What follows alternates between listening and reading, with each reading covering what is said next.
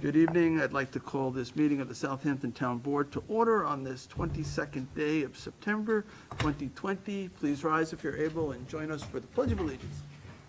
I pledge allegiance to the flag of the United States of America and to the republic for which it stands, one nation, under God, indivisible, with liberty and justice for all. Please remain standing and join me for a brief moment of silence. As everyone is aware, last Friday we lost a notable Supreme Court Justice, Ruth Bader Ginsburg, one of New York's own. I'll take my mask off.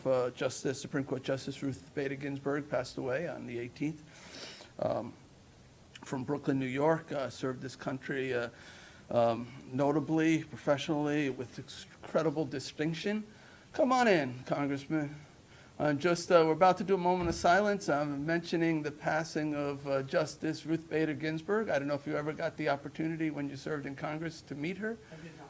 But she certainly served our nation with great distinction, and we're all sad to hear of her passing. And I just also want to add to this moment of silence the fact that the United States has now lost over 200,000 people to coronavirus.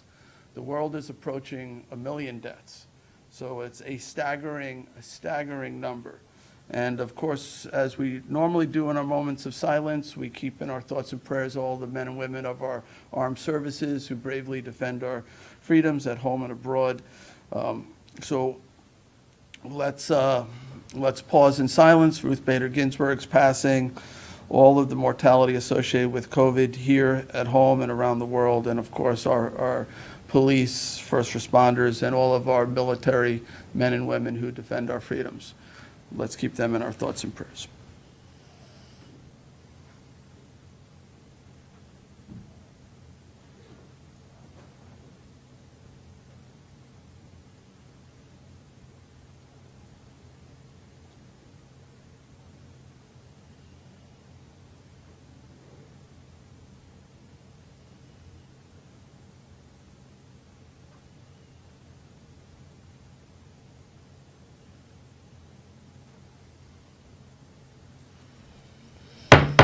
Thank you. Please be seated.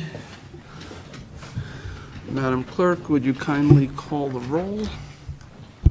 Supervisor Schneiderman. Present. Councilwoman Lostad. Here. Councilman Martell. Councilman Martell has an excused absence from tonight's meeting. Councilman Bouvier. Here. Councilman Schiavone. Present. All right. Thank you, Sunday. All right. Thank you all for coming out this evening.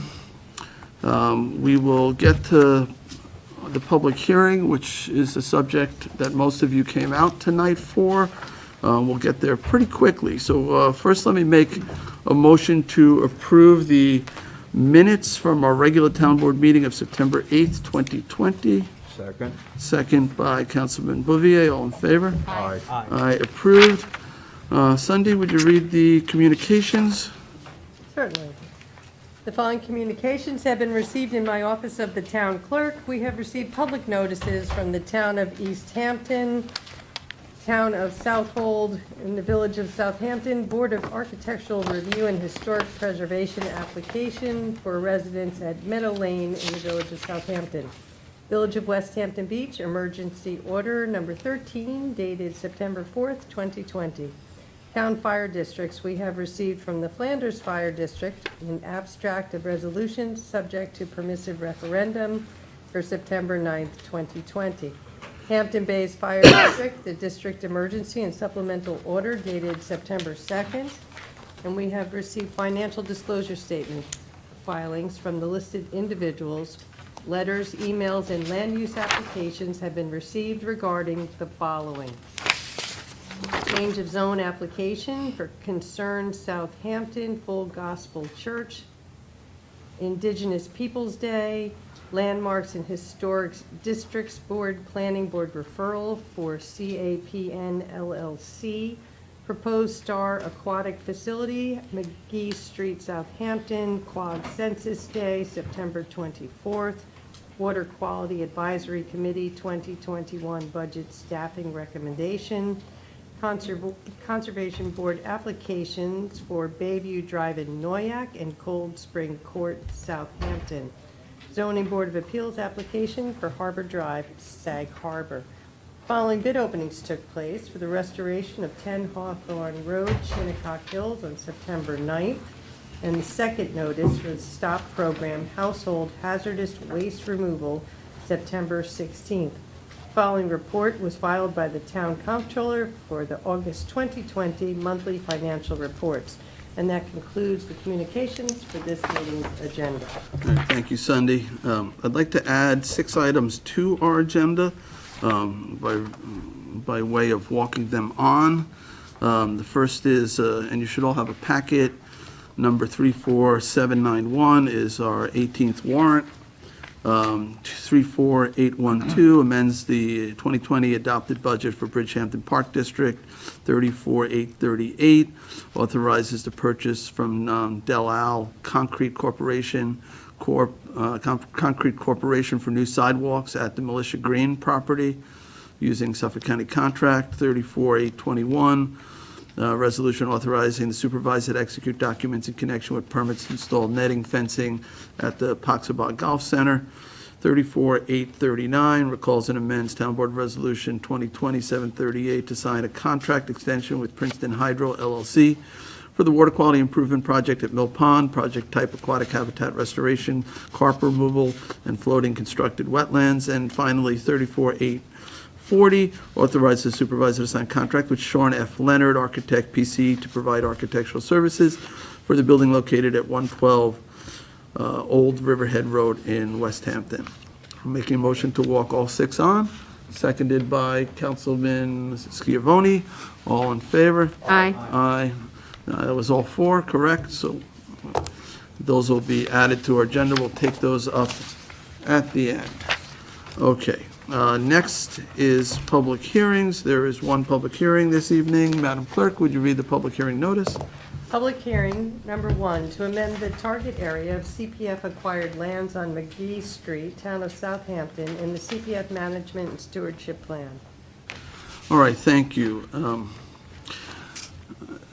I think, Lisa, you've introduced this in the past. I don't know if it's necessary. This basically, the former IGHL piece was purchased by the town some time ago for use as a recreational facility.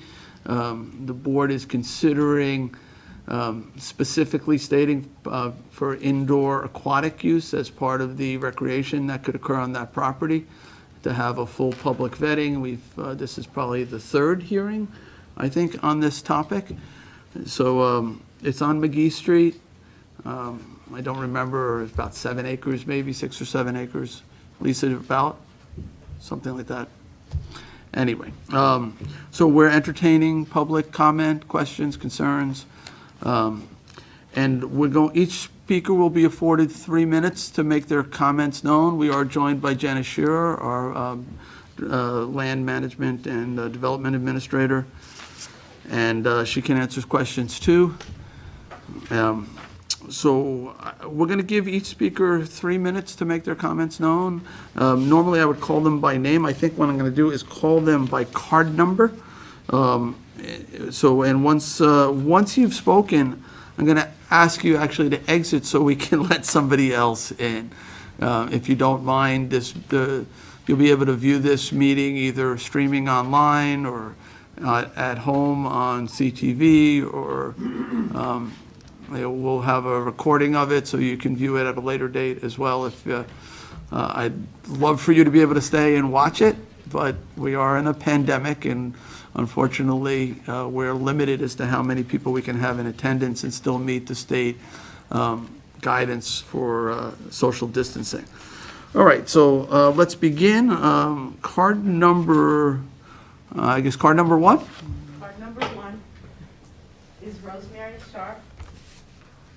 I'm a full-time resident of Bishop's Pond Condominiums and an HOA board member there, which is right off McGee Street, 70 homes. And I'd like to speak to the benefits of the Aquatic Center. I listened in on the town meeting that was held on September 8th, and found the reasons given against the aquatic center to be sort of disconcerting and a bit unfounded. I have some counterpoints as I thought through most of the comments that were against it. The first one was devaluation of homeowner property.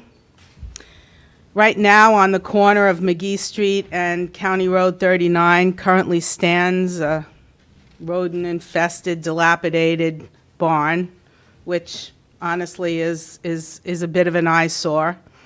And I can't think of any reason why a beautifully landscaped corner with an aquatic center would devalue properties. Plus, it's a great selling point for families and older residents. I was a lifeguard for 7 years, so I know, and a water safety instructor actually through college, and I know the benefits of both learning how to swim and the exercise part of swimming that really helps everyone of all ages and all ailments. The fact that there is a right-of-way access on the property to County Road 39, and we have the confidence that the traffic studies will be done, and we would say that it is the utmost key to our successful logistics that the right-of-way be utilized for entrance and exit access, which negates most of the traffic issues that were brought up in the last meeting concerning Hubbard Lane. Lastly, and frankly, I think what we should do is really ask ourselves, if not this, then what? And I started to think of things that would fall under recreational use. Some thoughts that came to mind were basketball courts, football, baseball, soccer fields with, towering floodlights, late-night games, pre-gaming get-togethers in the parking lot are just a few that came to mind. And here we're looking at a 2-story building that's mostly enclosed and used in the daytime for lessons, competitive swimming, school district activities. So in my mind, you have mostly daytime activity without a lot of disturbance in terms of light, noise at night. So myself and many of the Bishop's Pond residents could not think of a better concept for that piece of land than an aquatic center. All right, thank you, Rosemary. Thank you. Thank you. Okay, card number 2.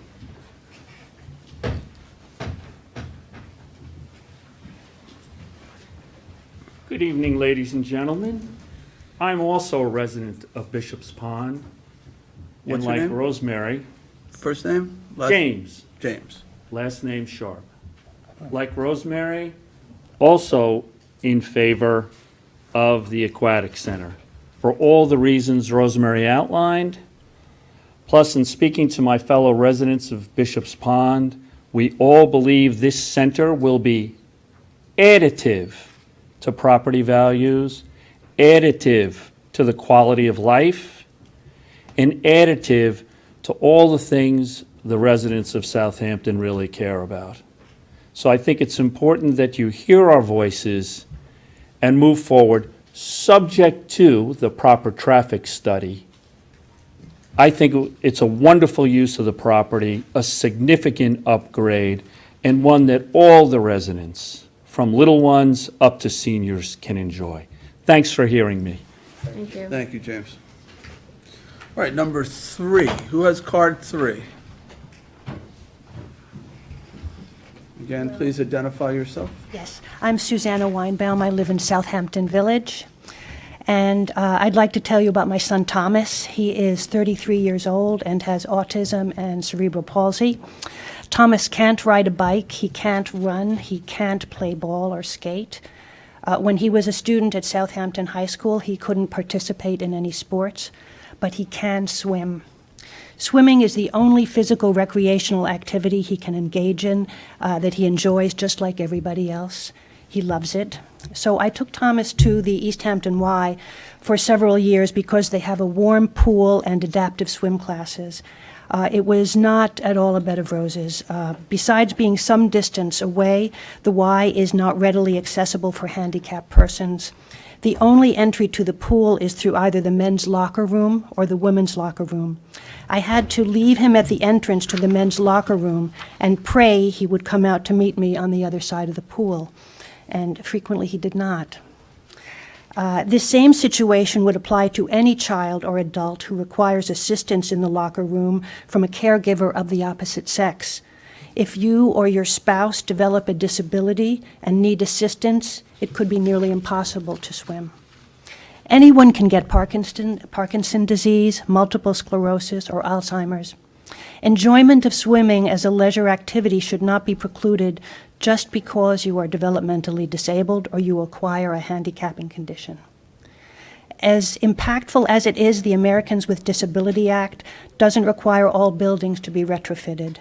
Many, like the East Hampton Y, remain relatively inaccessible. The Star Aquatic Center would be built to standards that make it accessible to all. Just to reassure those of you who are concerned about traffic, I've made many trips over the years to both SYS and the East Hampton Y. I have never encountered much traffic entering and exiting those facilities.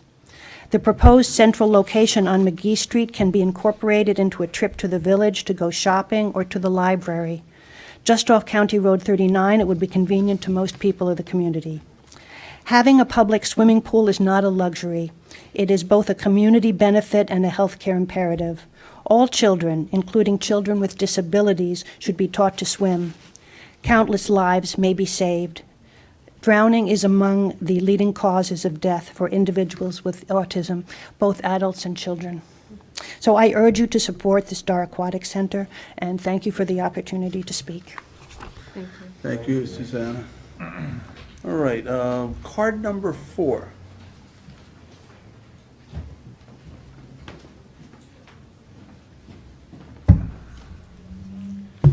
My name is Frances Genovese. I live at 209 Bishop's Lane, which incidentally is next door to Bishop's Pond. And before I start, I'd like to say that last night I decided to go to Stop and Shop at an inopportune time.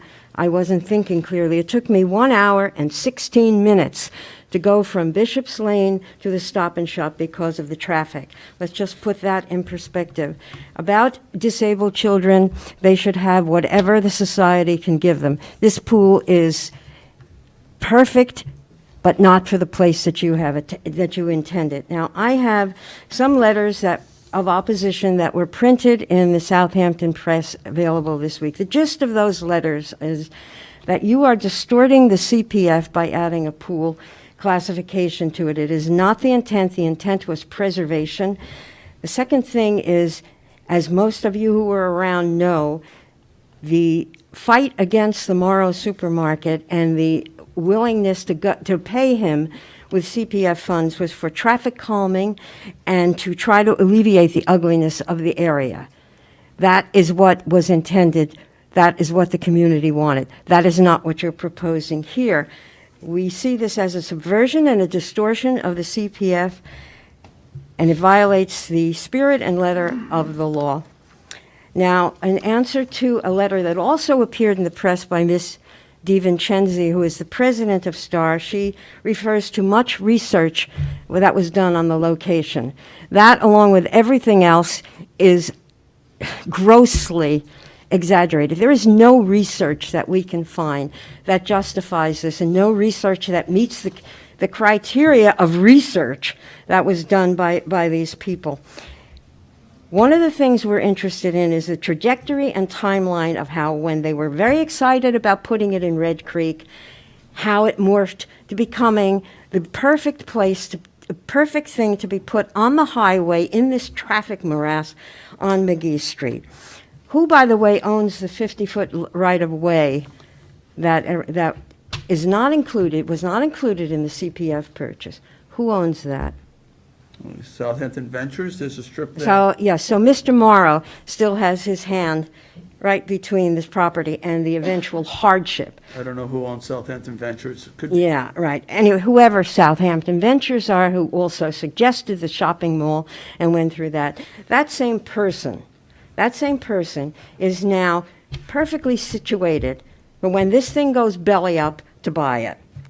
Okay, and also, in terms of the research done by STAR, what demographics are you really actually going to sit there and say that there are less poor children, handicapped children, and deprived children in Southampton, in Tuckahoe, than in Hampton Bays, just generally in a rich second home environment? There's no study to substantiate anything that was said here.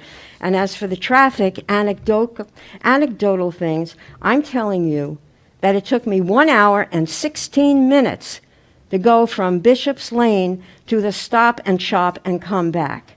There was multiple opportunities for accidents, as there's a four-corner thing where all the cars were coming. So we stand in opposition to this based on the traffic. We also, again, register our objection to a public hearing being held during the pandemic when people do not want to come out. We do not want this. We will fight this the same as we fought the supermarket. Thank you. Okay, thank you, Francis. You're welcome. Card number 5.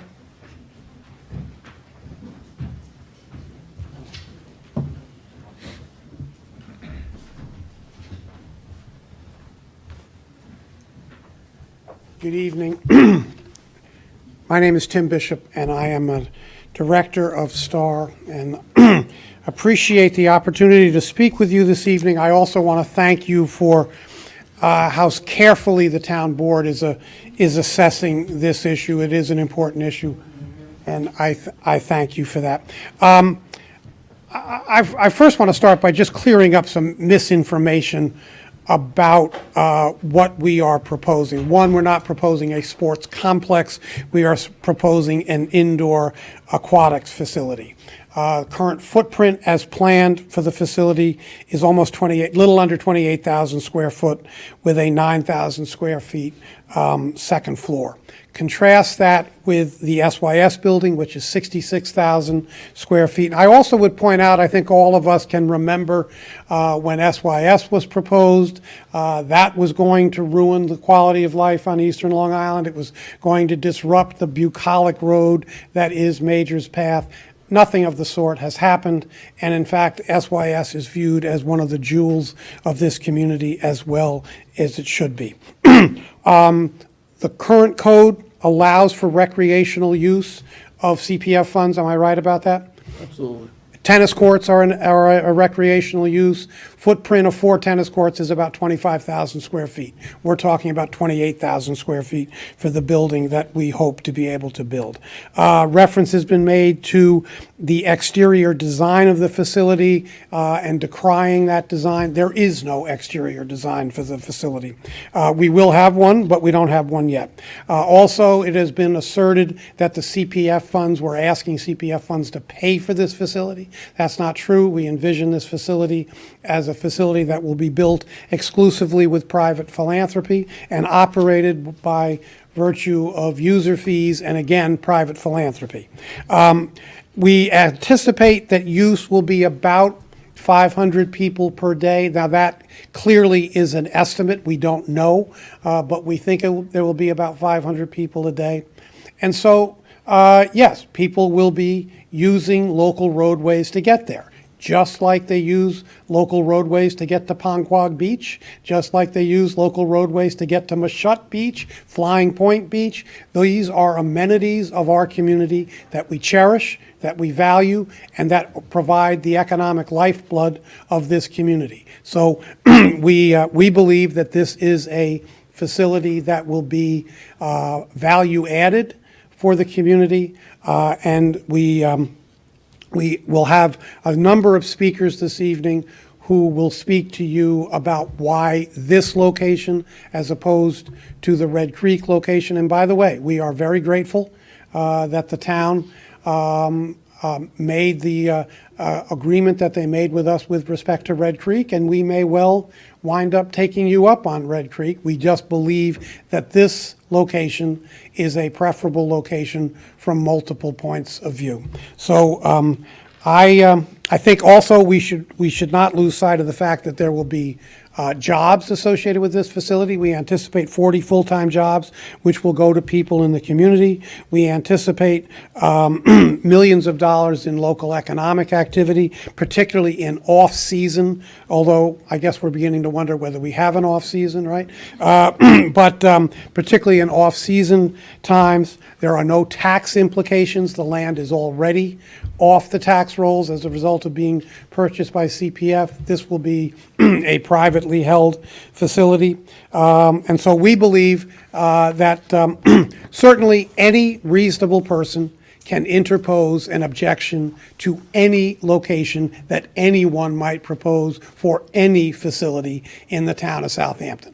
But at some point, we have to be willing to make a decision about whether or not there's sufficient value added to offset what might reasonably be considered downside to the facilities. We believe this facility, the upside greatly, greatly exceeds the downside, and we appreciate your serious consideration of what we're proposing. Thank you. I just want to drill down a little bit on something you said. How many hours a day is it going to operate? You know, we're in the conceptual stage, but we're looking at probably 7 in the morning to probably 8 or 9 in the evening. It's conceptual. So over the 12, 13 hours of operation, 500 people, right? Yep. So you're less than 50 an hour, right? So maybe 40 an hour? Mm-hmm. Okay. Again, just to be clear, these are, everything we're talking about are estimates. Okay, so, and it's like 6 or 8 acres or something like that. So on yeah. a acre basis, it's like 6 people an acre or something. Yeah, If you yes. divide it down. And in terms of, if it is, let's say 40 people an hour, it's less than 60 minutes in an hour, right? So if it was 1 person per minute, it would be 60 people. So in terms of traffic, and some of those people are going to come together. Some of those people are going to come together. Some of those people are going to be coming from the village, so it's not all going to be on County Road 39. So will there be traffic? Yes, there'll be traffic. Right, because when you say 500 people, it sounds like some people may say, oh, that sounds like a big number. Yeah. I just wanted to drill down to Thank you. get a sense of what that would mean traffic. It might be in a car every few minutes. Yeah. Something like that. That's right, something like that. Okay, and that's what a traffic study would show us. Indeed. And it would show us what roads people would be likely to take to get there and leave there and so on. Okay. Yeah, because you wouldn't have 500 people all at once. No. You couldn't do that. It's basically a few people can swim in the pool at one given time. So. Unless we did your swearing in there, Jay. Okay, thank you. Okay, all right, thank you all. Thank you. All right, card number 6.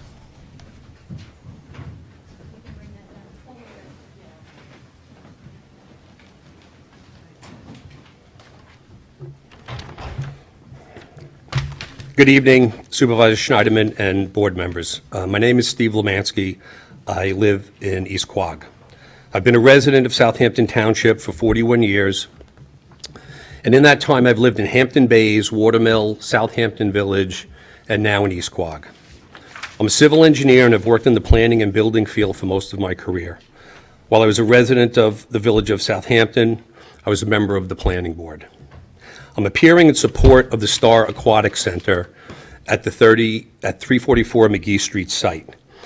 The Township of Southampton is surrounded by the ocean and beautiful bays. However, we lack a year-round indoor facility to call our own. In addition to our summer community, which is rapidly becoming a full-time community, we have our own homegrown community of school teachers, doctors, shopkeepers, restaurateurs, construction workers.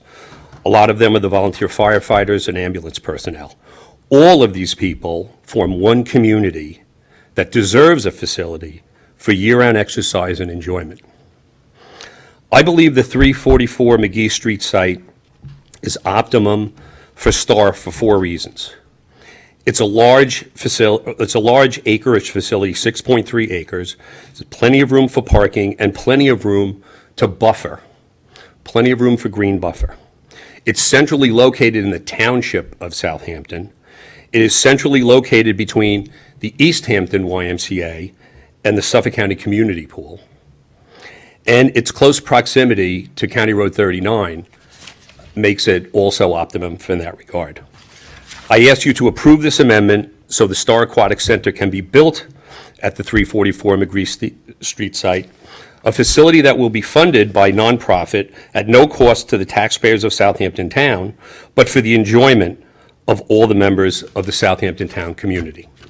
Thank you. Thank you, Steve. Thank you. All right, I'm up to number 7.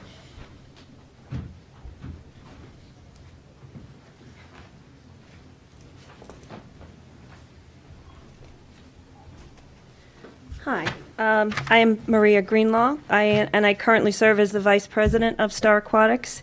I wanted to first try to clarify some misleading information and misconceptions that have been out there, both written in letter form and verbal. We are not at all looking to rush this through the radar, somehow taking advantage of COVID. We have been at this for 30 years. As you may well know. Our search for a site has been public knowledge since the Red Creek Resolution in May of 2018, and we've done our due diligence on this property. We've spent 3 years investigating sites at Red Creek, Stony Brook Southampton Campus, SYS, Downs Park, Moses Lane, and finally 344 McGee, which is by far the most spacious and suitable site for this. It allows the most buffering.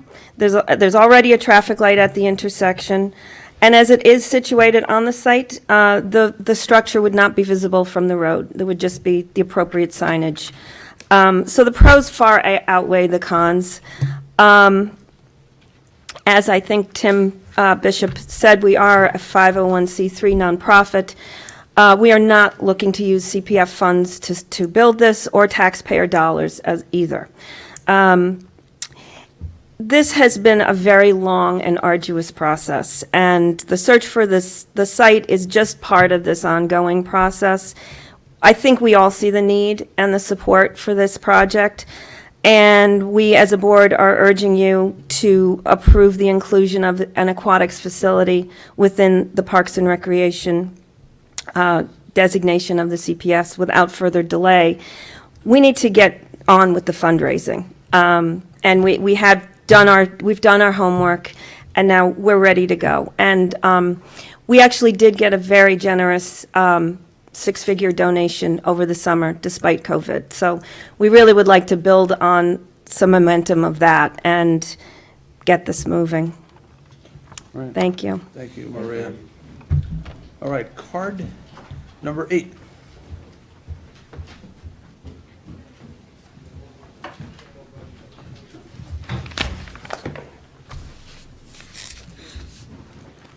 Good evening, everybody. How you doing, all right? Yeah. Excellent. My name is Tony Jo Burke. I am a 30-plus year member, resident of the town of Southampton. I live in West Hampton currently today. Some of you may know me as a former deputy mayor and village trustee of West Hampton Beach. I live in the village of West Hampton Beach. I'm now living in West Hampton. And before coming out to Long Island, I hail from the Boston area. I have an oceanfront house in Massachusetts. I grew up on the water, learning how to navigate the water as a young girl, body surfing, and actually lifeguarding on the ocean as a young teenager. And being down here over 30 years, I'm happy to be living here. I have been following this project from behind the scenes, but tonight I had to come out. Before I go on to my coming out here tonight, I'm also a former board member of the Shark Board, which was the pool proposition that died in the water 12 years ago because the economy tanked. I'm here tonight in support of this location. Before I go on, I'll continue with my background as well.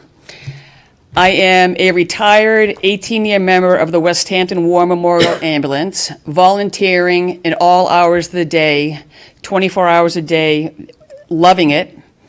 And as a member of the ambulance, we used to train and practice our ocean rescues at the Seven Z's in Flanders years ago.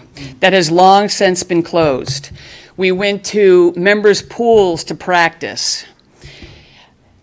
This idea has been on the table with the town for over 30 years.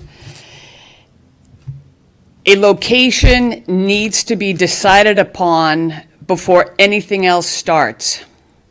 A lot of time has already gone on. It would be awesome if this board could be the one to make it happen. You're always going to have people, there's always going to be people that you're not going to be able to please. I learned that in politics years ago when I wanted to do a playground in the village of West Hampton Beach. I was shocked that people didn't want a playground. I'm like, really? So I learned and I understand that in do know you cannot please everybody. But this location, the Star Board has done their due diligence to identify this location. They need the location first.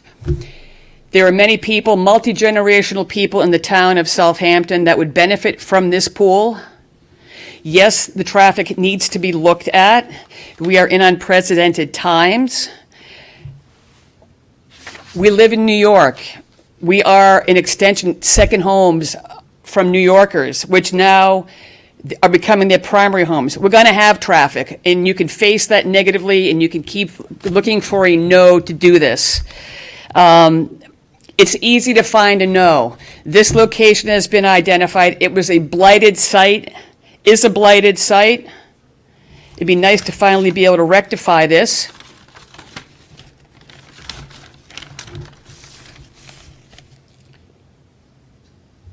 $500 people a day using this facility is what they're roughly saying. I mean, in concepts, we won't know until it actually gets built how many people will use it.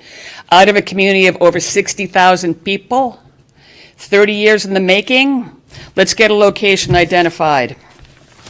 Community Preservation Fund, community, people. Yeah, it was open space and for the land. You need people to oversee all this. Preservation.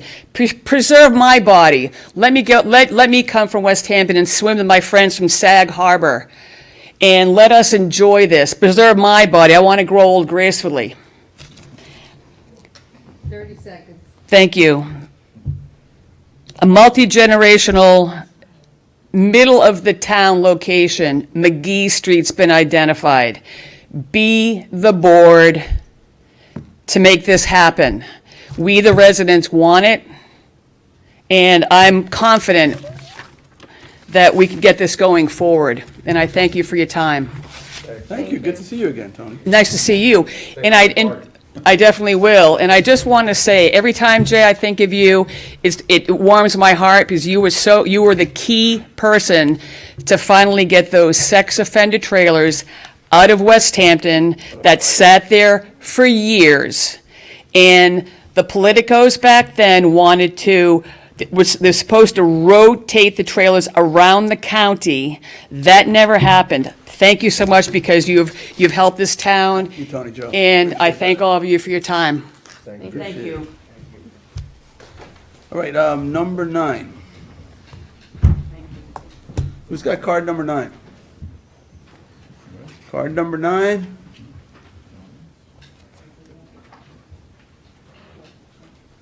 All right. Number 6. Are you sure it's not upside down? Do you have it upside down? Maybe it's 9, turn it around. Now you're 9. Come on up.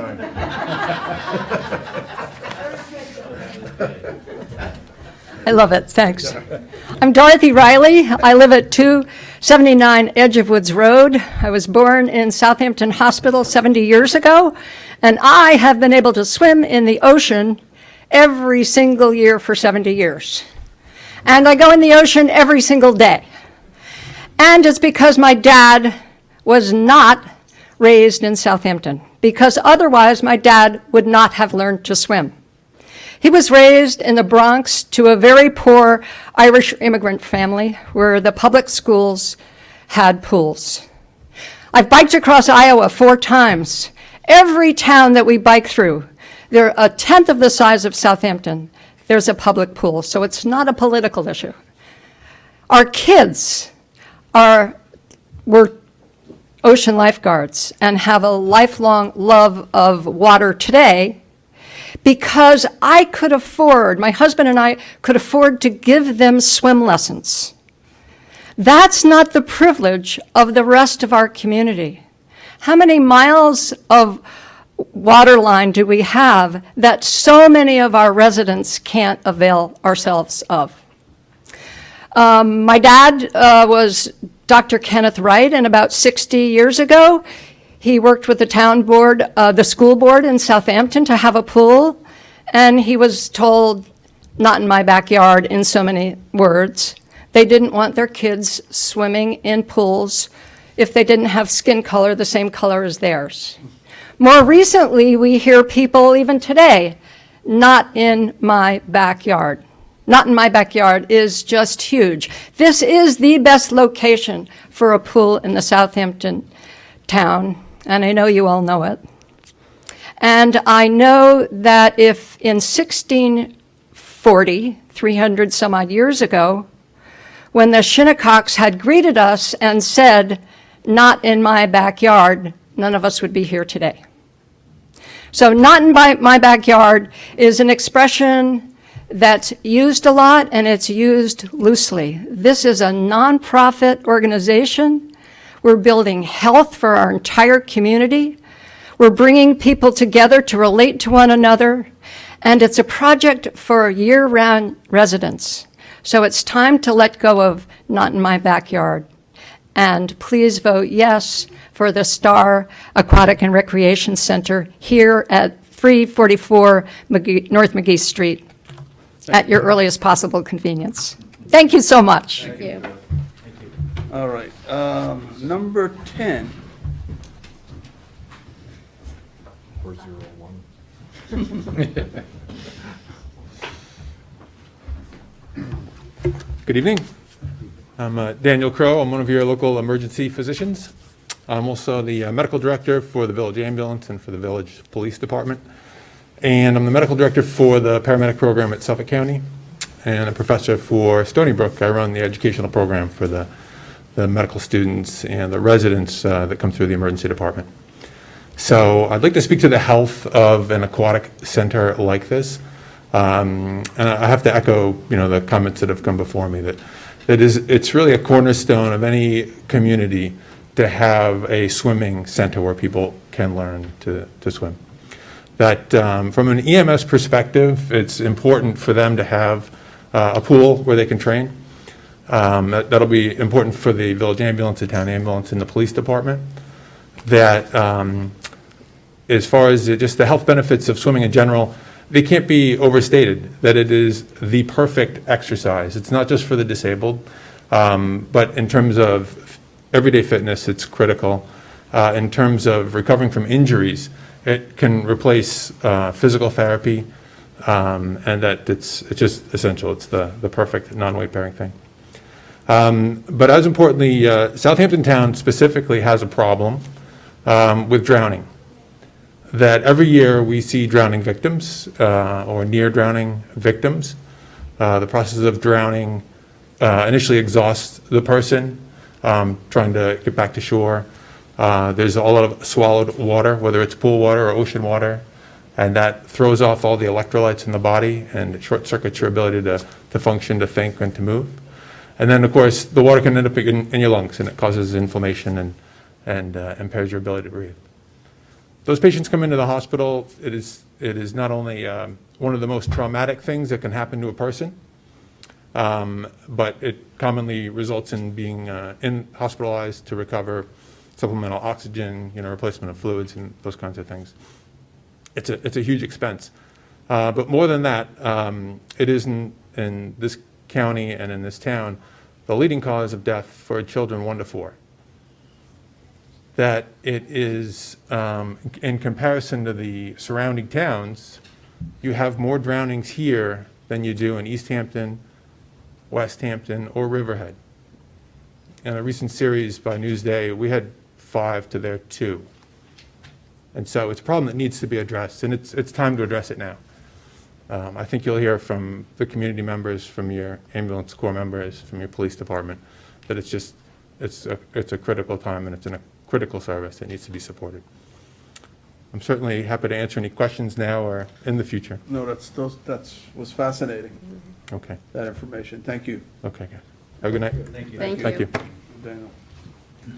All right, number 11. Card number 11, no such thing? All right, how about card number 1? Just hold it up twice. Yeah, I got 2 ones. It could, I'm going to take this off. Good evening, everybody. My name is Jimmy Mack. Some of you may know me better as the mermaid from the Polar Bear Plunge to benefit the Heart of the Hamptons, another worthy cause. But tonight I'm here in support of STAR, which is the pool on McGee Street. As most of you know, I'm a lifelong resident of Southampton Town, and water has always been a huge part of my life.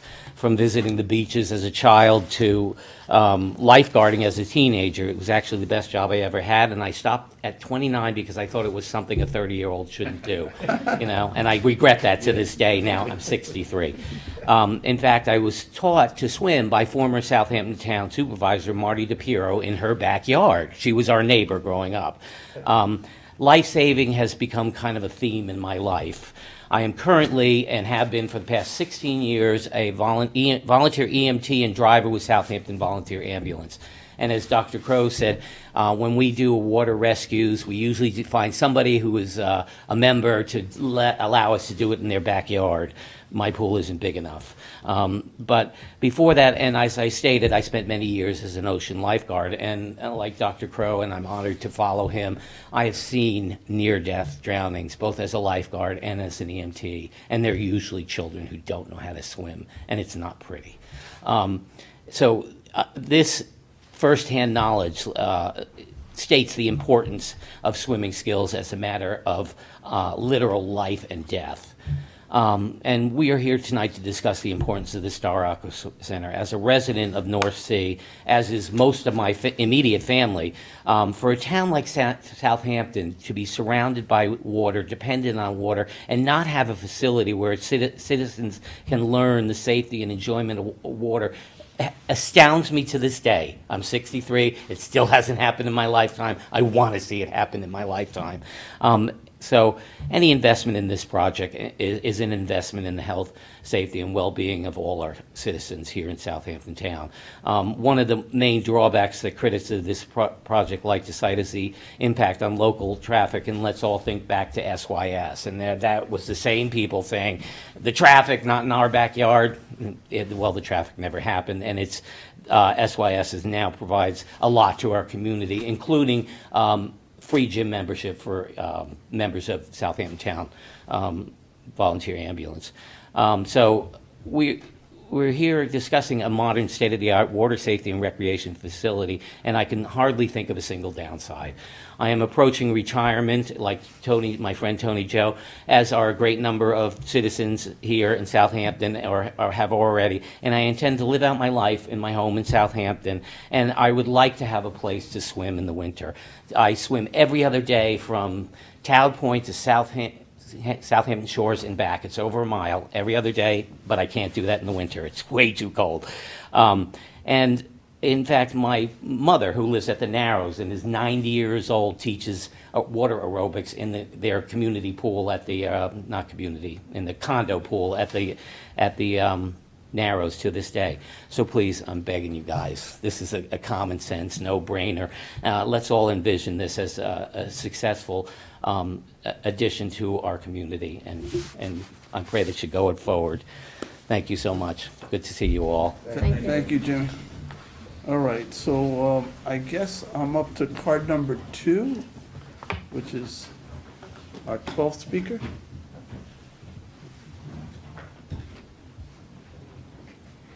Good evening. My name is Jill Rayner. I live on North McGee Street in Southampton. As a child growing up here, I was lucky enough to take swim lessons in the Mill Pond and friends' pools.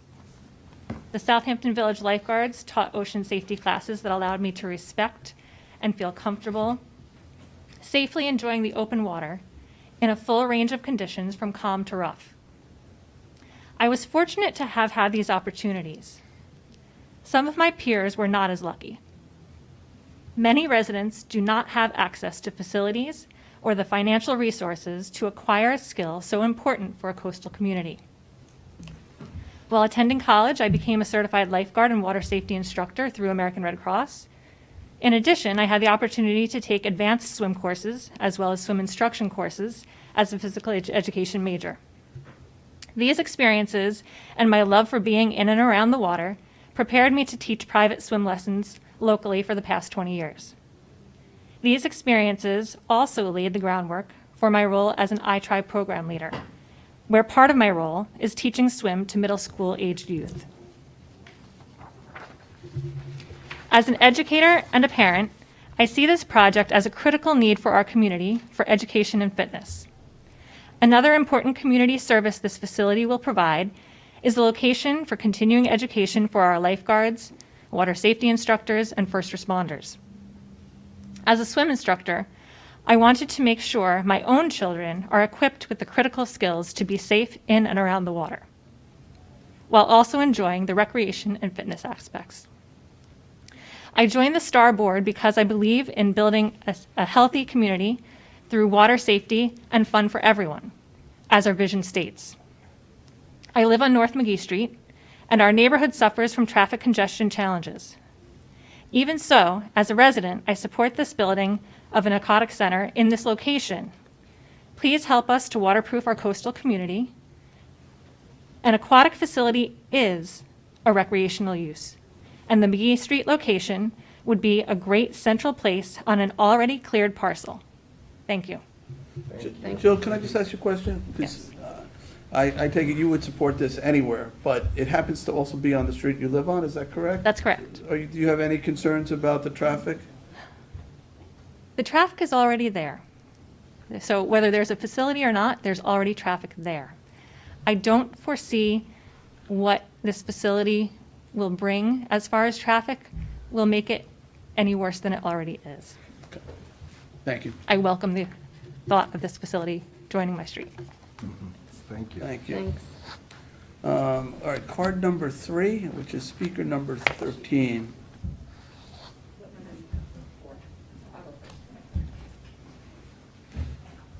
Are you number 3? I'm first. Okay. Hi, everybody. I'll be quick. So I'm Teresa Roden. I'm the founder and executive director of iTry.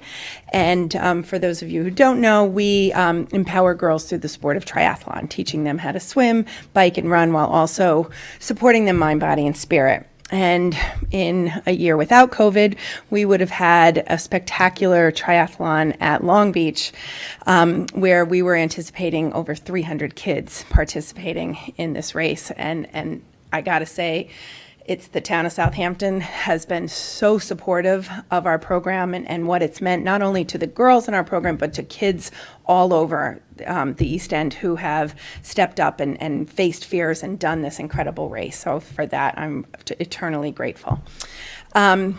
So what we notice in iTry is that, as a lot of people have referred to, kids that come from means and have pools in their backyard also get swim lessons. And they come to iTry as 6th graders, with a basic knowledge of the water and not so much fear. And then as the years progress, so we train at the Y, and we were noticing that the kids from East Hampton and Springs and even Montauk, and then Sag Harbor, were beginning to come to us more advanced than our Southampton girls. And when we looked into that a little further, we realized that those kids were feeding into the Y during the school day. The schools were providing them with practice during the school day. I think Southampton might have done a little bit of that, but we've really noticed a huge difference. When we put our kids in levels, the first lane, that lower level, the majority of girls have been Southampton girls who start off with, a fear of the water and just needing to learn the basics. Now, we've never had a girl who hasn't been able to complete the triathlon, so that's been incredible. So those girls do have a benefit coming out, and they learn to swim in open water eventually, which is what we all hope. But I really believe that if we could have a facility like this in Southampton, not only would it help our program to be able to serve more girls, and we are looking to reach girls in Hampton Bays and West Hampton as well as we grow. It would just be so much more convenient. We find that, getting girls from Southampton to East Hampton is a struggle for families, and especially now during COVID when we're not carpooling and things like that. So iTry is 10 million % behind this. The STAR group has been really great in partnering with us, and really we're all in, whatever we can do to help them, and we just hope that you approve this so they can move forward. And I'm gonna stay in the room because the real star who's gonna tell you why it matters is up next. Thank you, Thank Teresa. you. And Again, I- thanks for all you do. iTry is a great program. Thank you for all the It work is. that you do. I agree. Thank you. Thank you. All right, Angie. Yeah.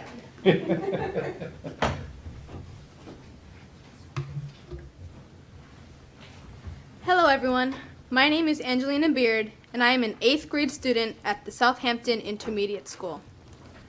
My friends and I love living in Southampton because of all the aquatic activities to do all around us. Sadly, due to the climate, most of these activities have to end in September. This is just one of the reasons why I feel the need to speak to you today. I feel that the Aquatic Center could enhance our community for years to come. It hurts me to think that so many people in our community don't know how to swim, and some are even afraid of the water. I know the Aquatic Center could be the perfect place to learn how to swim for all ages. As an iTry athlete, I learned how to swim competitively.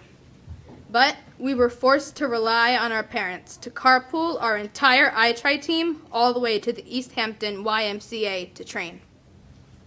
I wish I had the option to join a Southampton Mariners swim team, and with this pool, it just might happen. For Southampton, this pool could be a great year-round gathering place for fitness, education, and also fun.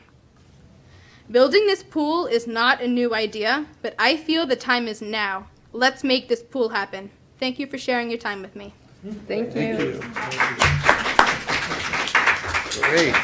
Not just a star swimmer, but a star public speaker. Thank you. Great job. Thank you. She's good. All right. Future in politics, maybe, yeah? You guys better like that. Besides swimming. All right, so I am up to card number 5, which is also technically the 15th speaker. We have a card number 5. Number 5? I feel like I'm calling bingo or something. You don't have that? Okay, no number 5. Or how about number 6? Or 9. All right, number 7. Come on down.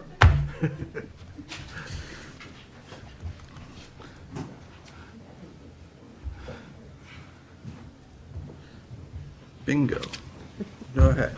Good evening. My name is Deirdre McDonald. I'm currently a full-time resident of Tuckahoe. Thank you for providing me the opportunity to address this body tonight to speak in enthusiastic support for the Star Aquatic Center. I'm a lifelong swimmer, and I'm currently a member of the STAR board. As many other members of the community have mentioned, there appear to be many misconceptions about what our group is aiming to accomplish, specifically surrounding the financing of the group, what's happening with the property, and things of that nature. The pool facility will serve as a year-round resource for what we have seen in recent months has become a burgeoning year-round community. It will finally avail children that attend schools in Southampton Town the ability to become not only proficient in swimming, but the opportunity to compete competitively. It will also be a valuable resource for members of the senior community and for those members of the community that will utilize the pool for therapeutic purposes. The project and organization was started at the behest of a lifelong administrator who felt that there was a need for this facility and was driven by the deep sadness that resulted in, unnecessary loss of her students. I believe that the proposed site is centrally located to serve Southampton Town, along with all of its villages, and I sincerely hope that you will move forward with this project, and thank you for your consideration. Thank you, Deirdre. All right, so who's left? Come on up. All right, come on up, number 8.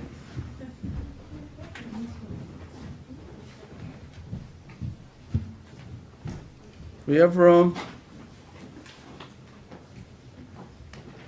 in the pool. Come on in. All right, thanks. You're gonna have to identify yourself for us. Okay, sorry. I don't actually need my notes to identify myself. Hi, I'm Andrea Dozier. I'm the Executive Director of the Southampton Youth Association. I grew up in this community. I love the beach and consider myself a bad swimmer. Though, as a kid, my father, Reverend Dozier, who led the Southampton Youth Association, ensured that we did have swimming lessons. We would wake up an hour or an hour and a half early to go to camp, to travel to Hampton Bays for lessons at the Ponquag Beach. And even though I had these lessons for some summers, it wasn't year-round, and so the learning didn't stick. The fact is that knowing how to swim in Southampton and being comfortable in the powerful oceans, bays, or even swimming pools is a privilege. It's an economic privilege, and it's a white privilege. It's a privilege to be one with nature, a privilege to be safe, to have certain job and career opportunities, and a privilege to have joy, though all of these things should be a right for all of us. The CDC, and I know you've heard a lot of statistics this evening, quote that African American children ages 5 to 14 are 3 times that of white children in the same age range to die of drowning. In swimming pools, African American children ages 5 to 19 die at 5.5 times of a rate higher than those of whites. If we care about Black lives, then we'll make sure that we combat anything that threatens the safety of any of our community members. In this case, we have the opportunity to protect lives with something fun, educational, and lasting. Every summer, SYA brings diverse groups of kids to the beach. We are so grateful for the lifeguards at the beach, and we are keenly aware of the lack of diversity of the lifeguards that serve us. This amazing skill and opportunity is not one that Black kids in Southampton even dream about because a lot of us don't know how to swim. Lifeguards should be backgrounds of all different backgrounds, and it is only through swimming lessons and more access to safe water opportunities that this can happen. So many of you have fun stories and joyful stories of times in the pool, times at the beach, times with your family, and then this joy is passed on to your children from generation to generation, and this is something that all of our community members also have a right to. So when I hear of things like, let's not build a center because of traffic, it reinforces the idea that the Southampton community is one that wants to deny privilege and access to marginalized communities. But I have more faith in my community than that. I have more faith in all of you than that. I want you all to know that this decision is not about a pool. It is about this particular moment and doing what's necessary to ensure that access and opportunity for the most marginalized communities is increased. It's a decision to say that Southampton is taking a step towards equity and one that shows that we are a community that actively promotes safety, love of the environment, equity in the workforce, and joy. Thank you. Awesome. Thank you. Well said. Thank you. All right, anyone else on the proposed use of this CPF property for an indoor aquatic center? Anyone? Janice, can I bring you up? Our our planning, Town Planning and Development thank Administrator. you, Town Planning and Development Administrator. He needs an acronym. How are you? Thank you. You know, Janice, let me start out with a question. You know, we bought this property for recreation, active recreation, not passive recreation, you know, so it could be soccer fields, baseball diamonds, tennis courts, bocce, whatever it is. Is a, you know, swimming pool, you know, and I've been to the YMCA in East Hampton many times, and I can't remember how many lanes, maybe there's 8 lanes, there's usually one person swimming in a lane. It's like 8 people in the pool maybe, and then there's a therapy pool, it's usually like 4 or 5 people there. Some people in the locker rooms. It doesn't seem like an awful lot of people, yeah, you really can't have that many people for it to function correct. Is a swimming pool, aquatic center like this, typically more people on a property, more cars than other types of active recreation? I guess there's a trip generation for this kind of use that will come out in the traffic impact assessment, so we'll know the exact, Any kind of use assignment. is going to have some traffic associated. No I'm trying doubt. to So get I was looking comparatively, through the, if we put it to other uses that are also allowed under CPF, I just kind of want comparatively, because this might be one of the lower traffic generating types. It could be, yeah. You know, a and- soccer game, you have the 2 teams, they're both big teams, you have this people watching, you know, and. I was you can have struck by that multiple- comment from that earlier speaker who said that, that, you know, the ball Yeah, field, soccer games. 6 acres, you might have. Same idea. 3 soccer fields. Cycle over such a long period of time. So I'd like when we do an analysis of the traffic impact, because there's always, yes, there's gonna be, people are gonna come and people are gonna go. A lot of those people are already here in the village. I would imagine, because it's an indoor pool, that the higher use will be in the wintertime, because a lot of people like to be out at the beach in the summer, or out at their own pools or friends' pools. So the more intensified use will be when the traffic is lightest in the wintertime. I imagine if the school is using it, it's going to be during the day. It's not going to be during the rush hours where we see traffic on McGee. So I'd like you to maybe investigate a little bit of not just what the traffic impacts would be of an aquatic center, but in comparison to other uses. Sure.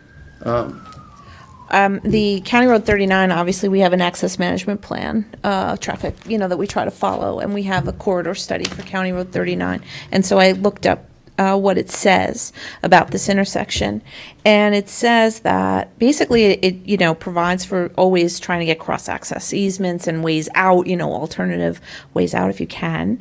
It says, as properties with frontage on McGee Street are developed, careful examination is required to determine if minor widenings can be accommodated to provide sufficient left and right turn lanes on the approaches to County Road 39. Additional turning lanes with adequate storage will increase the capacity of the intersection.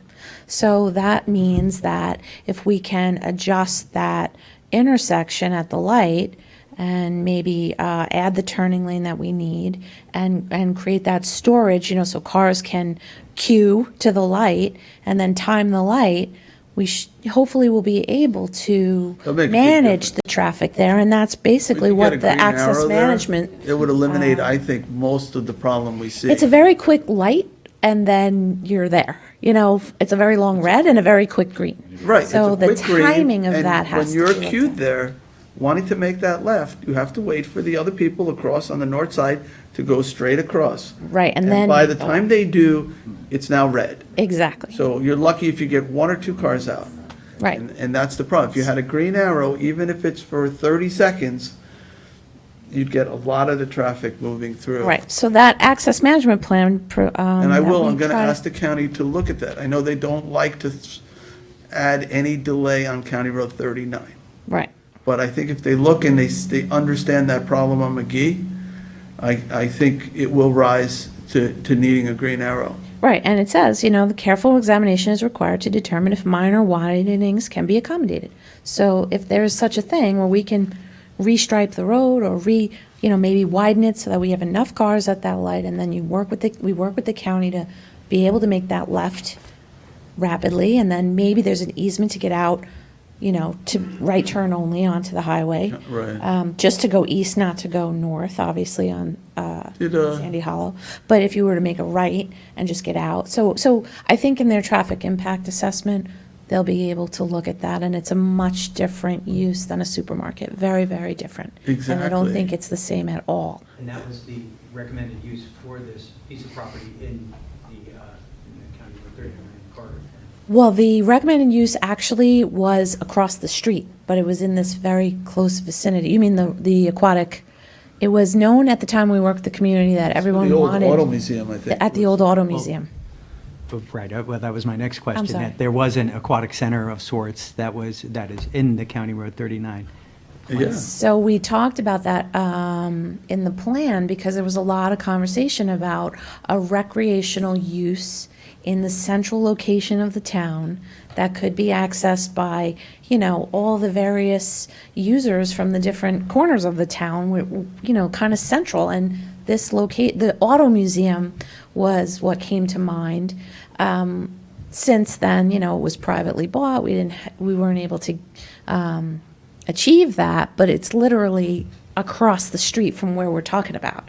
So we're not talking about miles away. We're talking about in the same area in our comp plan. And there must So be the piece of property that kind of was identified that, it's been purchased by a waste management company and it's being. Right. So it's privately held and they're expanding their use because they're adjacent to it. If- And it's a if you shame could- because it was a cool. Well, this was institutional use. This property was the IGHL property. Right. Which had a learning facility or something, or Right. a group home, or I don't know exactly how IGHL Yes. operated there, but there was obviously traffic when it operated. Sure. There's always traffic associated with every use. And so we try to, mitigate the traffic impacts to the And I extent. imagine there's some people who are on the road, probably driving through Watermill and Bridgehampton, who are on their way to the YMCA in East Hampton, and we take that car off now because we're providing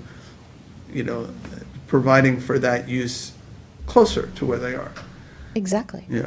And, when you really think about it, this is so central. Like, you do have the pool in East Hampton, and you do have the new county facility in Riverside on the western side of town. So this does make sense in that, in the central I spot. agree with that. I think that splits the use an awful lot.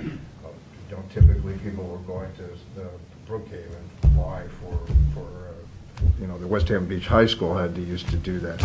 So with the new facility there at the college, it's really interesting to watch because, before COVID, we were there all the time.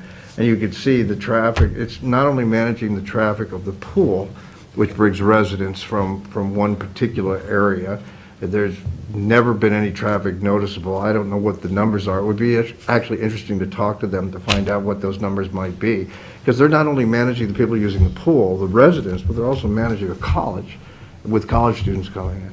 So over the daily time period, there is no traffic there. Not, albeit it's a different situation, but you can maybe get some accurate counts. Sure. And that's that- what their traffic impact assessment will Yeah. look at. But I think that, with those modifications to that intersection, you would overcome any traffic impacts for Yeah, no, I this think type of use. I think it would actually be just not the better same as than a it supermarket. even after the pool, than it currently is, if that green arrow would go in. I think Yeah. you might be right, but. But that I remains feel like to I be seen. interrupted Councilman Scavone. I don't think you were done, were you? Well, there's a lot of things to ask. But this plan is one of our more current plans at 2014. Yes. Right, and it went out to the community, and the community gave sufficient input. How long did it take to put together the corridor plan? It was probably Roughly. like I don't 3 mean years of. 3 or 4 years. 3 years. 5 years? 2 to Almost 5, yeah. It was a 5-year moratorium? I don't remember. It's been too long. I mean, to actually draft and adopt the plan. I mean, there was a time in there that things languished for various reasons, but from when we, But in actually essence, wrote it and adopted it, there was a lot of plan conversation. led But you went out to- to the community, I'm sorry. I'm sorry, but yeah. But you went out to the community and you asked Yes. questions, and this was a comprehensive. It was a comprehensive assessment, and we talked to a lot of community members, business owners, traffic engineers. We, Didn't that plan led to all the zoning on County Road 39? Why it's all low impact, like? you Well, don't that wanna was our hire access retail- management plan, and we do have some recommendations from that County Road 39 plan that we still need to get to. So implementing some of those plan recommendations, here's one of them. It's just a different spot, very close by, but this would be almost an implementation of that plan, which said provide for a recreational tourist use in this area. So you would be implementing a comp plan objective by doing something like this. I'm done. You good? Okay. Great. If you have any other questions, I'm happy to answer. All right. Thank you. Thanks, Jen. Thank you. Thank All you, right. Janice. Is there anyone else on the IGHL, whatever, the Aquatic Center, STAR proposal? All right, board. I think at this point, we can close the public hearing and maybe leave it open for written comments for an additional 2 weeks. But I don't know if we need to entertain any more verbal testimony. Are you okay with that? Can I just ask one question? Sunday, our next meeting is not 2 Tuesdays from now. It's actually 3 Tuesdays from now on the 14th, maybe? 13th? You know, I feel like we have worked to allow the public in light of, you know, the pandemic. We've had 3 hearings on this. The idea of using it for swimming was already allowed to begin with. We just wanted to, you know, have a very transparent process. We didn't have to have any of these hearings. We could have just simply done it and said this property is suitable for this use. It was bought for active recreation, so. But And that's what's in front of us right now. Right. Not speaking to the pool or not, that's, you know, the issue in front of us is to be able to make that happen. So I feel I've heard from the public sufficiently, You know- particularly considering all the emails that we've gotten and phone calls and so forth, so Right. I would agree with you, Supervisor. There is another option, excuse me, Councilman, you know, to close this tonight as we are really considering amending the target area, as you said, and putting the licensing agreement on, and we could have another public hearing at that time. Well, there will, I don't know if there has to be a public hearing on the licensing. You don't have to, but we could if. But Yeah, we that's- could. it's- You got a long ways to go to, yeah. Yeah. So this process is just to say that the board would consider an indoor aquatics facility at this property. So my recommendation is we close the public hearing, leave the record open for 2 weeks. And yes, Tommy John, we could have additional public comment later on as we have a sense of what is being proposed, the size of it, et cetera, you know, the aesthetics of it. But to Councilwoman Lofstad's point, it's 3 weeks, correct?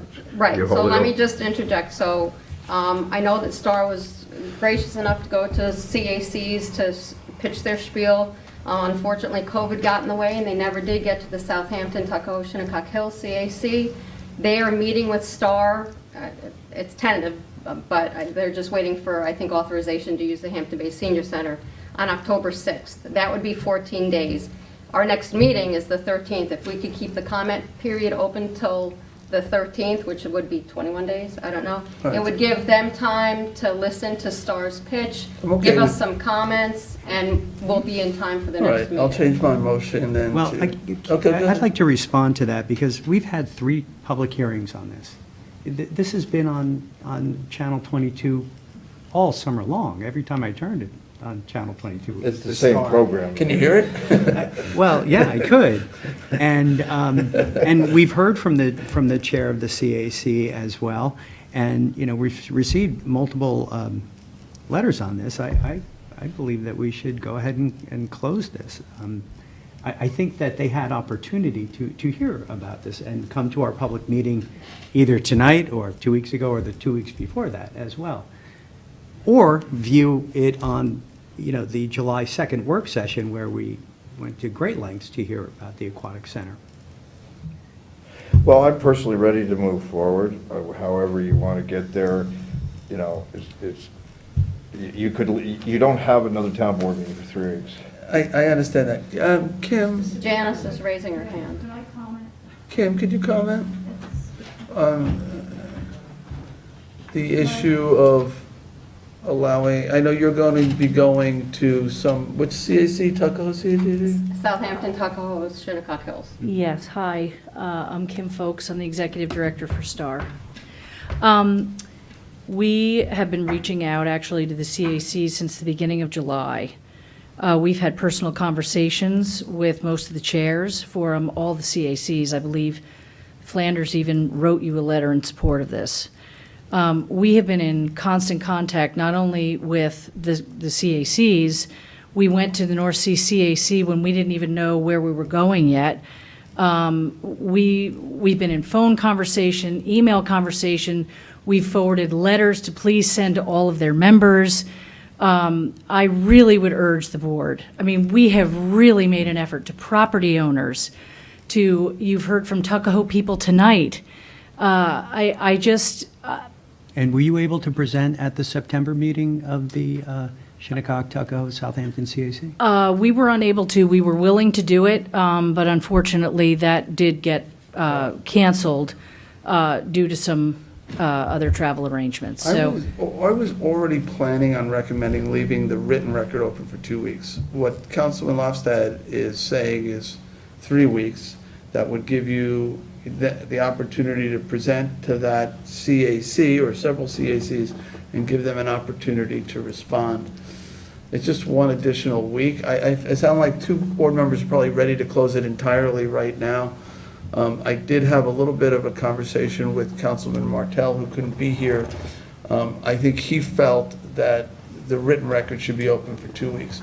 So I think, you know, I don't really know how best to resolve this, but if, I don't see how 3 weeks hurts anything in the scheme of things.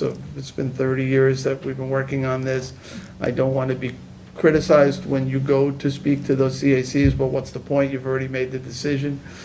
So. Well, with all due respect, I feel like what we're talking about, though, is just simply saying to the public, we are going to move forward with an approved use that's actually already included.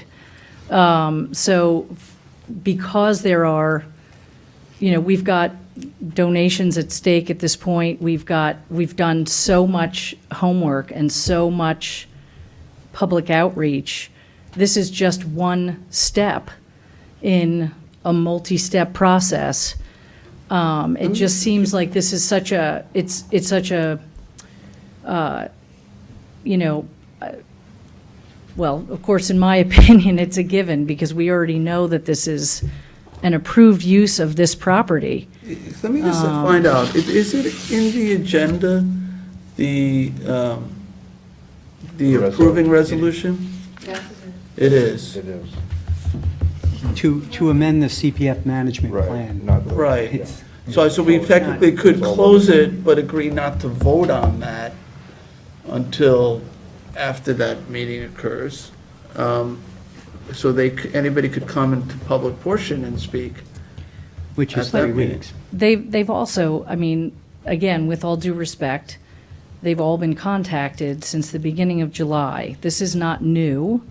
There were almost 19 people that showed up in support. I understand we're in COVID, but you've also had nearly 70 letters to the town board in support of this project. I don't know, I mean, for such a small movement forward, and to have all the public support you heard tonight, and to have all of those people that have written, I'm not sure I understand the. I had one meeting with the Southampton Commons, I think, leadership, that community that's on Hubbard. Who, by the way, the president of our board has spoken with him directly. She did that outreach the day after the hearing. And I'm trying to do a follow-up meeting with the chief engineer for Suffolk County to talk about the Green Arrow that we've been discussing and some of the issues on Hubbard Lane as well. So I sort of would like that meeting to be able to happen too. And we've also Before we make a offered final to decision. Alvin that we would be more than happy to have our site planner and as well as our architect just walk the site with him. And so that he understood that you would actually, from where the footprint is, you would actually not be able to even see the facility from the street. So we have done that outreach as well. Mr. Supervisor, I have something for your consideration. The CAC meeting is October 6th. Yes, that's when it's planned Well, for. I'm going to have to plan for a special meeting on Thursday, October 8th, because you have to convert the tentative to the preliminary budget, and that has to be done at a special meeting.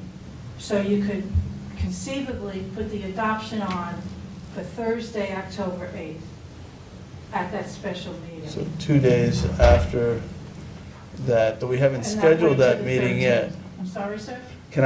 Jim, am I allowed to adjourn it to a date where we haven't yet scheduled a meeting? We've done that before, certainly. Yeah, we probably could. Probably if you know what's gonna happen. Yeah. I don't know, it seems very complicated for something pretty straightforward. I understand your point, but it seems to me, we've had a lot of public hearings on this. Understood, but the other CACs were lucky enough to have them present, and I was at the one in North Sea, and it was a great presentation.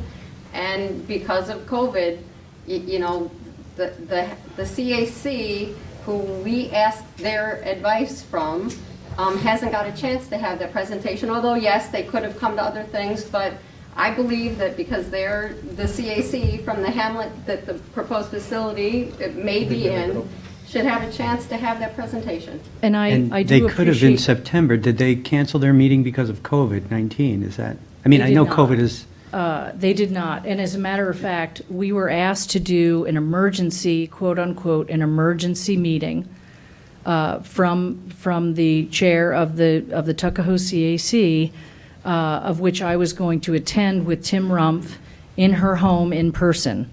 That got canceled, and then after that, there was a schedule for the beginning of September, which we were also willing to come to, and that got canceled because there was some travel that some of the leadership in that particular CAC was now going to take a trip. So we could not actually go to that either. At both situations, we not only had phone calls and emails, but we were very willing to So show. you attempted to meet with the CACs. Julie, is there a way Not once, but twice. to have a CAC meeting in the next 2 weeks? Can they move the date? I don't know.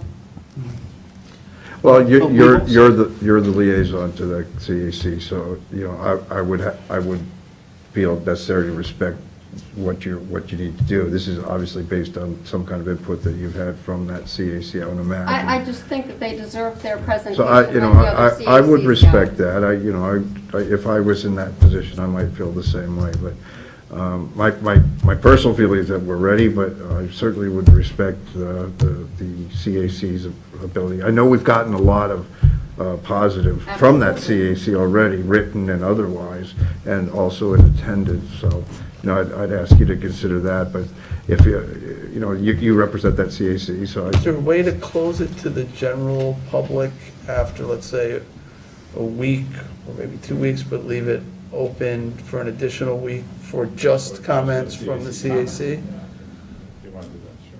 That one narrow band? Just leave it open just for the responsible.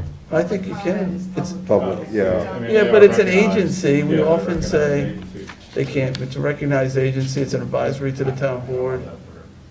Kind of split hairs All right, listen, the councilwoman is recommending we leave the record open for 3 weeks. We close the verbal testimony and just leave the written open for 3 weeks.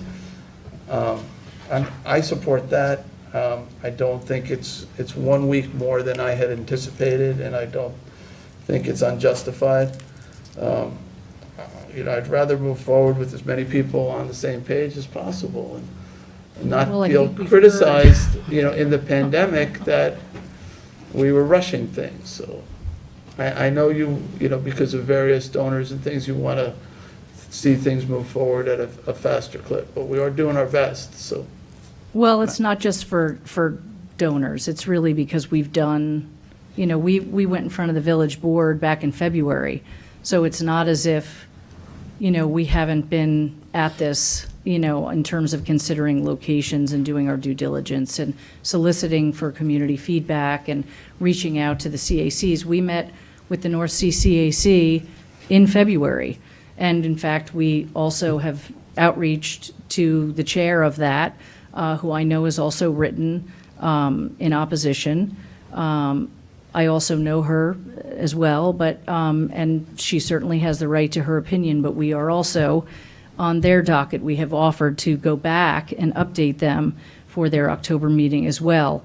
We offered that for September, but they did not have a quorum, so that in fact got canceled as well. So I just, for the record, I want the town board to understand that we have absolutely, after following every single hearing that we've had, we've done the outreach and addressed community concerns, and we have shown up and certainly made this,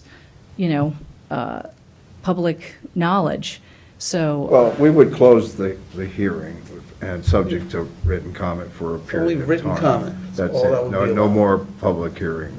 Okay. That's And we've been what doing that she's right suggesting. along throughout the pandemic. So it's not something that we're doing different except the One extra extra week. week. Yeah.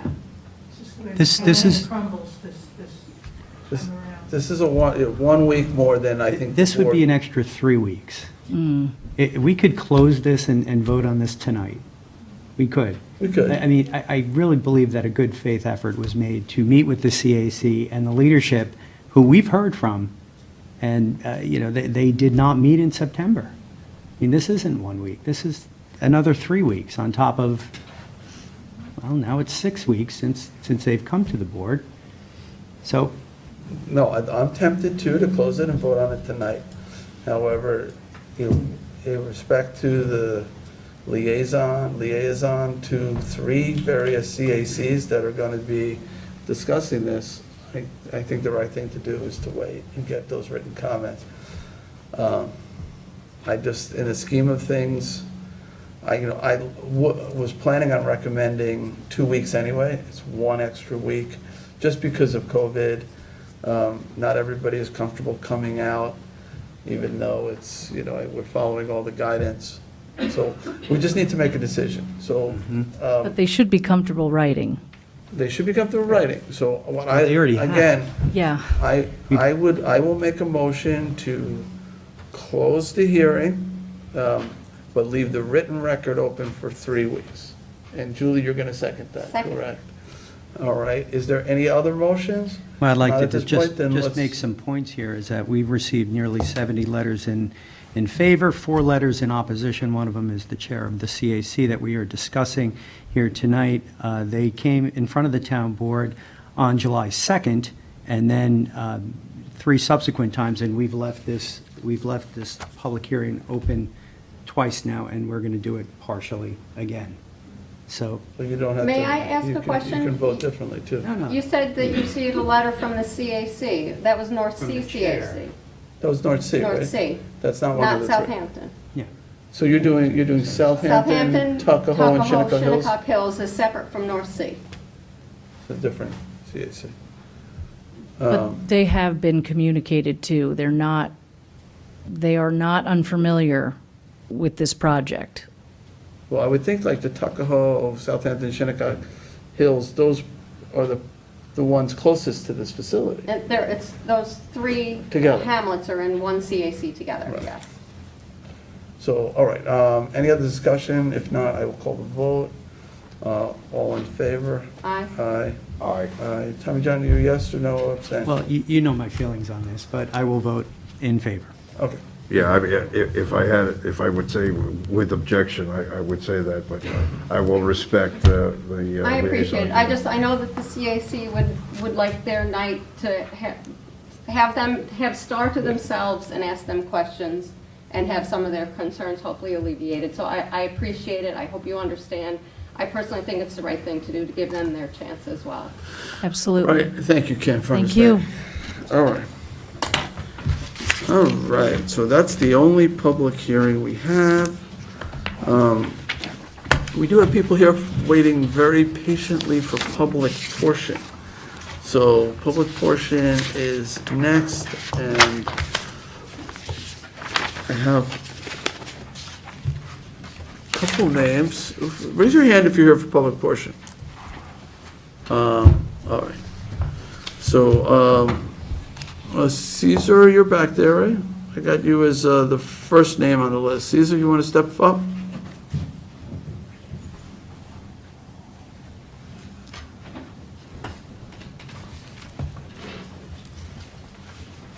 Good evening. My name is Cesar Malaga, resident 201 Herrick Road.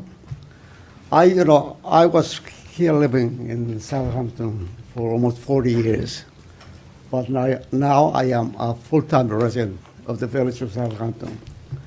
I have seen many changes, and Which village do you live in, I'm sorry? I mean, Where do you live now? 201 Herrick Road. Oh, you're in Southampton. Yes, in the village. Okay. Okay. Now, one thing I want to say is that thank you, for approving about the Sheragak, protection of the unmarked graves. I think it was about time. It appears to me that, many here in the, United States, we have a problem, with the people who are natives of this continent. It's like where I come from, South America. My parents, great parents, they were not from Europe. They were native, Peruvians, native Incas. So we don't have, we work together.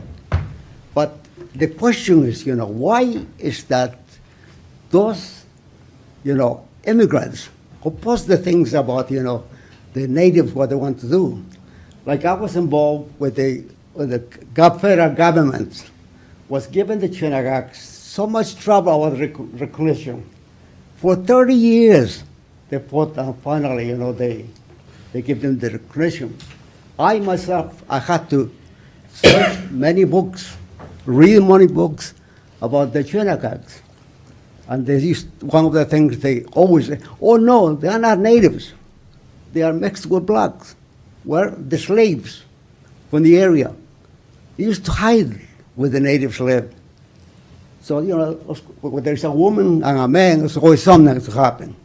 So that's what the mixture was. But the majority of the, Chinagaks were native Chinagaks. But I'm glad, the federal government finally recognized the Chinagaks after 30 years of fighting for it. So about unmarked graves. I just come back from Virginia. There are many graves that were in the farmland from 1840, 1820. So those are people are not telling them, hey, get those graves out. They keep them in those graves there. Like my grandson has a property there, and there's 8 graves there, 8 graves. As a matter of the past weekend, I was with them, cleaning the area of the graves with some flowers to protect the people. So Chinagaks in this area, they bury wherever they are. And so if there's a lot of unmarked places, so we should protect them. It's their land, their land. Okay, but anyway, I thank you for approving it. So let's hope we go forward. Now, the other thing is this. I do not know who is in charge here about traffic, safety. I don't know. Okay, I was with the Long Island Railroad Community Council, and I did a lot of things to improve here in Southampton. I know I had a little crash with the supervisor. His secretary called me and says, hey, the supervisor is the one who got the bus running. I said, well, all right, I give it to him. But I was working for months with the bus. The Sunday bus, yeah. As a matter of fact, I even had Shenek. Bob Shenek, yeah. I asked him to make a study. How much money do we need to have, bus service, limited bus service Saturday and Sunday? Okay, finally he came out with the figure, $3 million to have it is. And at that time, Bishop was in charge of the money, giving away the money in the federal government. So I was going to contact him, to give us the money, because there are a lot of reasons why we need the money. But anyway, There's a lot of things coming improve transportation. Okay, I was involved in many meetings about transportation. Studies that were made, the transportation coming east. We discovered that many of the traffic problems, people live in Brooklyn, Queens, because it's cheap rent, cheap taxes. So they work here where they make some money. And that's why the traffic, the morning is, heavy. As a matter of fact, you remember that when they were building 39. 39 was a horrible situation. And so when they were building 39, there was Long Island Railroad providing that service. So that was terrific. Now, at that time, I had sent a letter. I was in the Long Island Railroad Commuter Council. I sent a letter to all the supervisors east of Babylon. And will you believe none of them answered my letter? I think you were a supervisor, I think, East Hampton, someplace.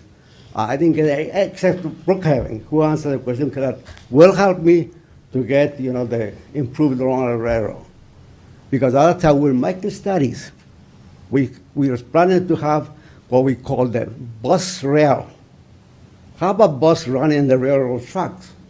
I was pushing every hour to run the Long Island Railroad, every hour, from all the way from East Hampton to, to Spiang, and from there will be express to Babylon. And from Babylon, there'll be express to the city. I was working with them to do, but if you don't get no help from the people who are supposed to be working for, nothing can be done. All right, so we figured out that.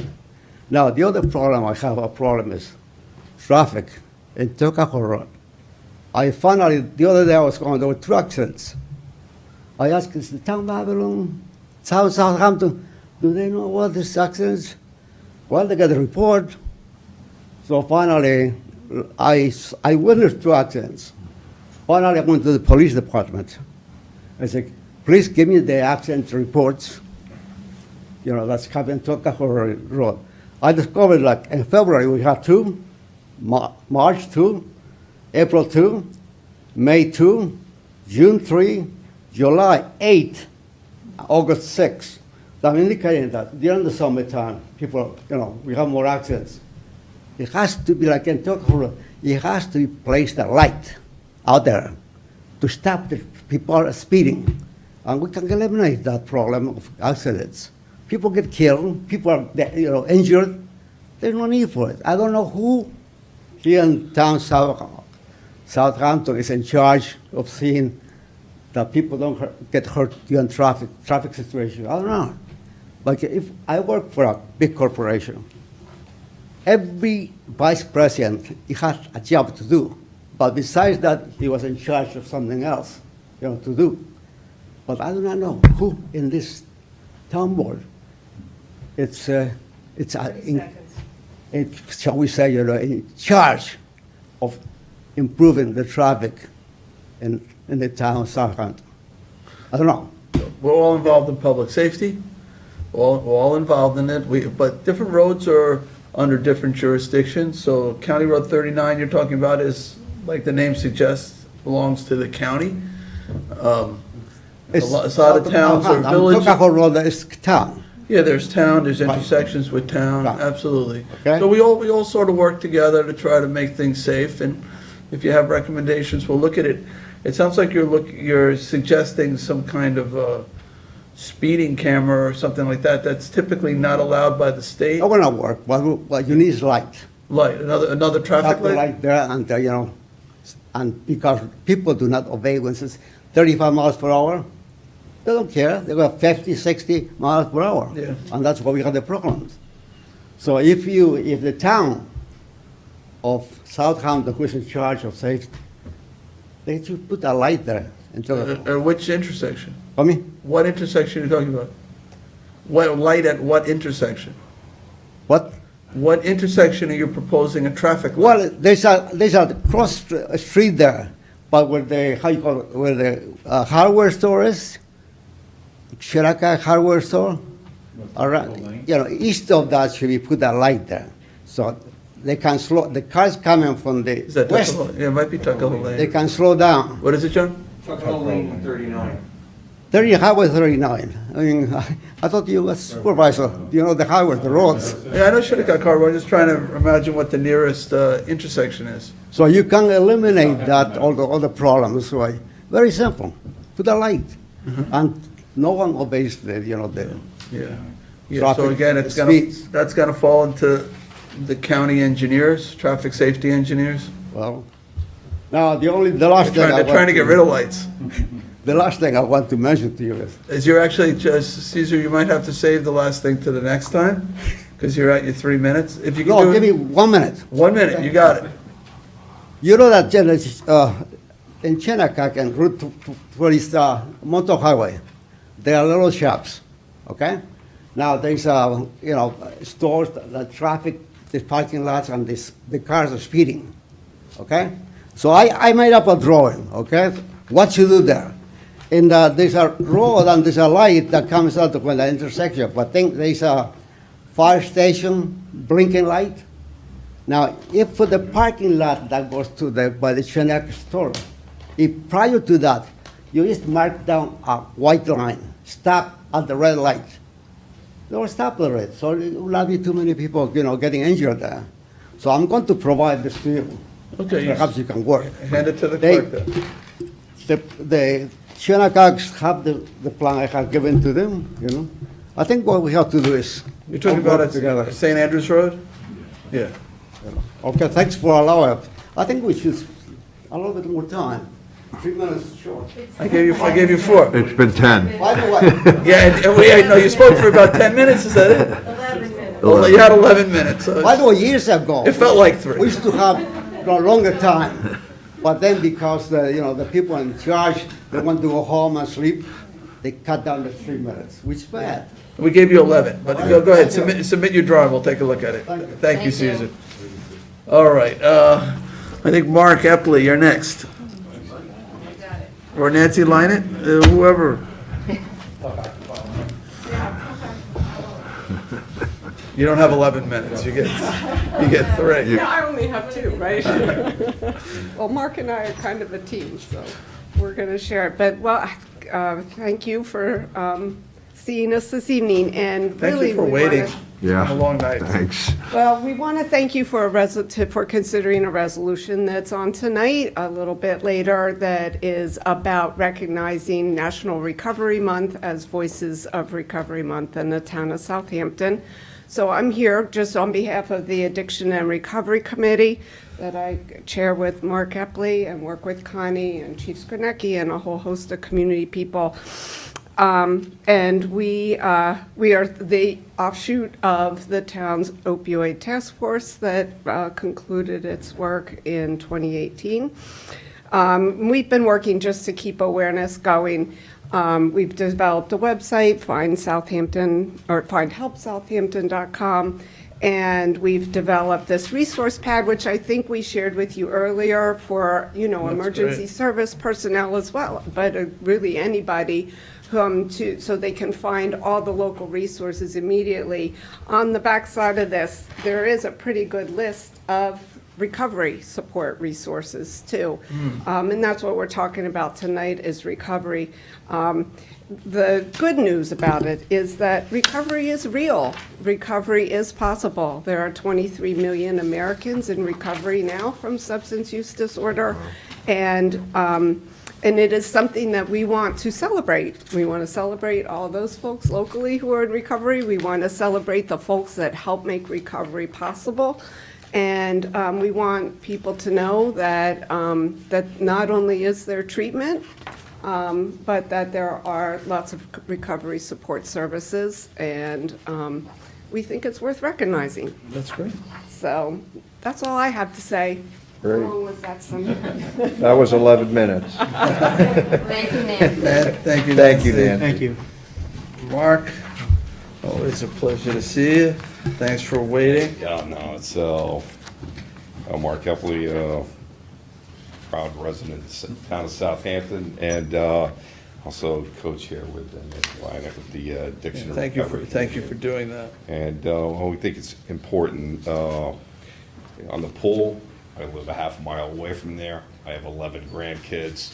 It's something that my family already goes to Riverhead for swimming lessons, we're gonna utilize it.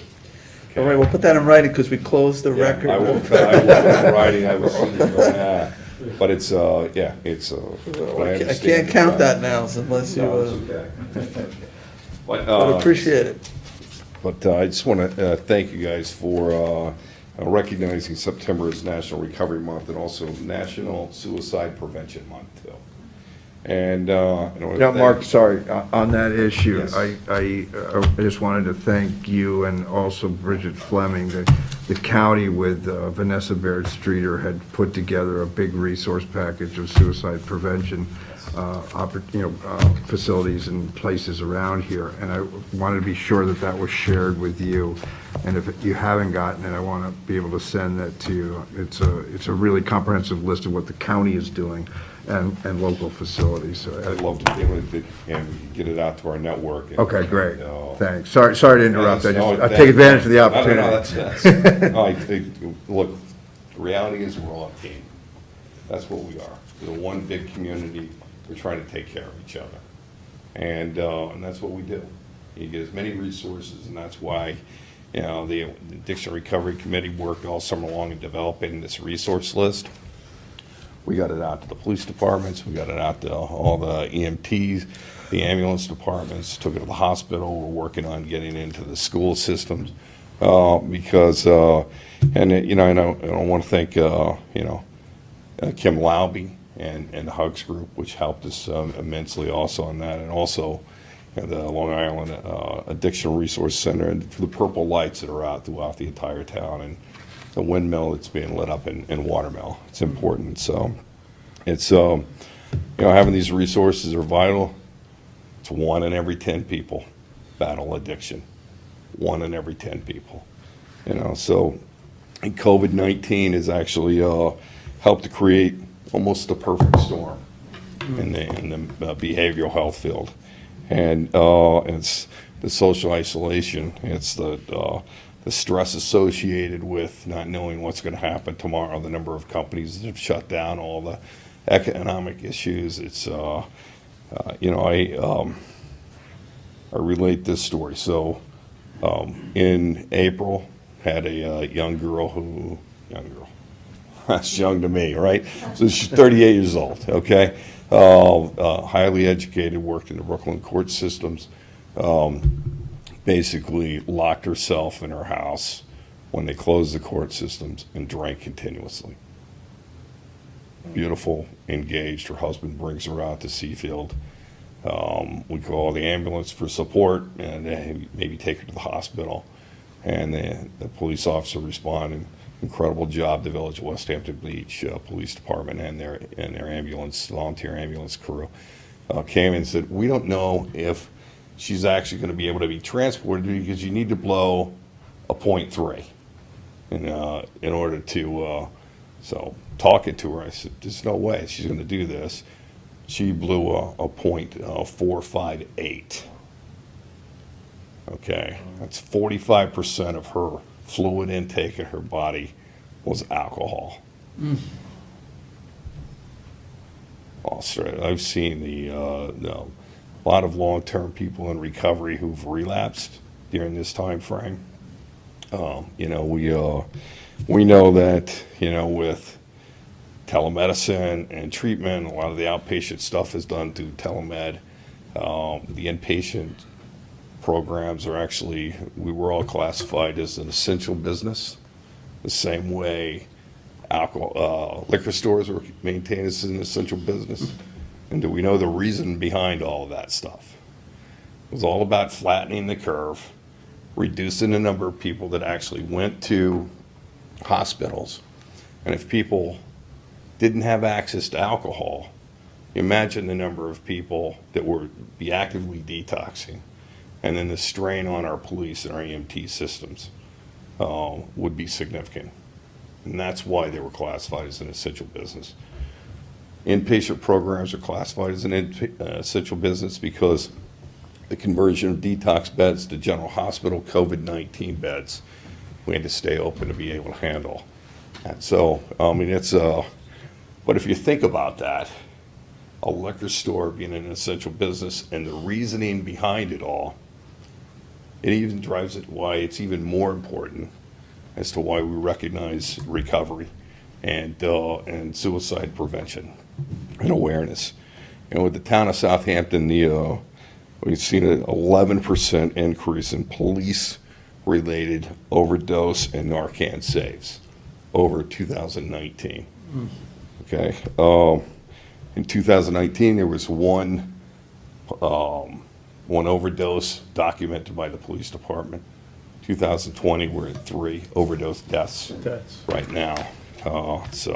Which is a big jump from 1. It's a big jump. statistically. And, yeah, It's better than years ago when we had better than 19 the- deaths, but Right. But it's still, it's 4 too many. Yeah, And it's what it is. And, absolutely. and so we fight the fight, you know. From a cost standpoint, it costs the United States about $740 billion annually.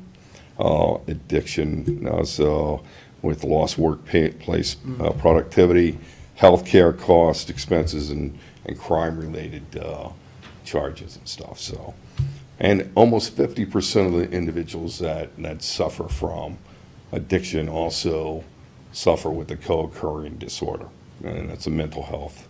And it's and I think one of our weaknesses on Long Island are the mental health services.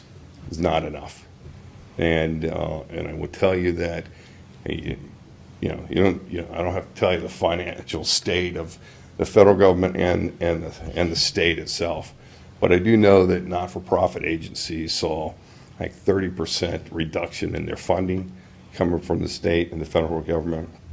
And that has an impact on services that are available to people that don't have the ability to access them or financially afford them.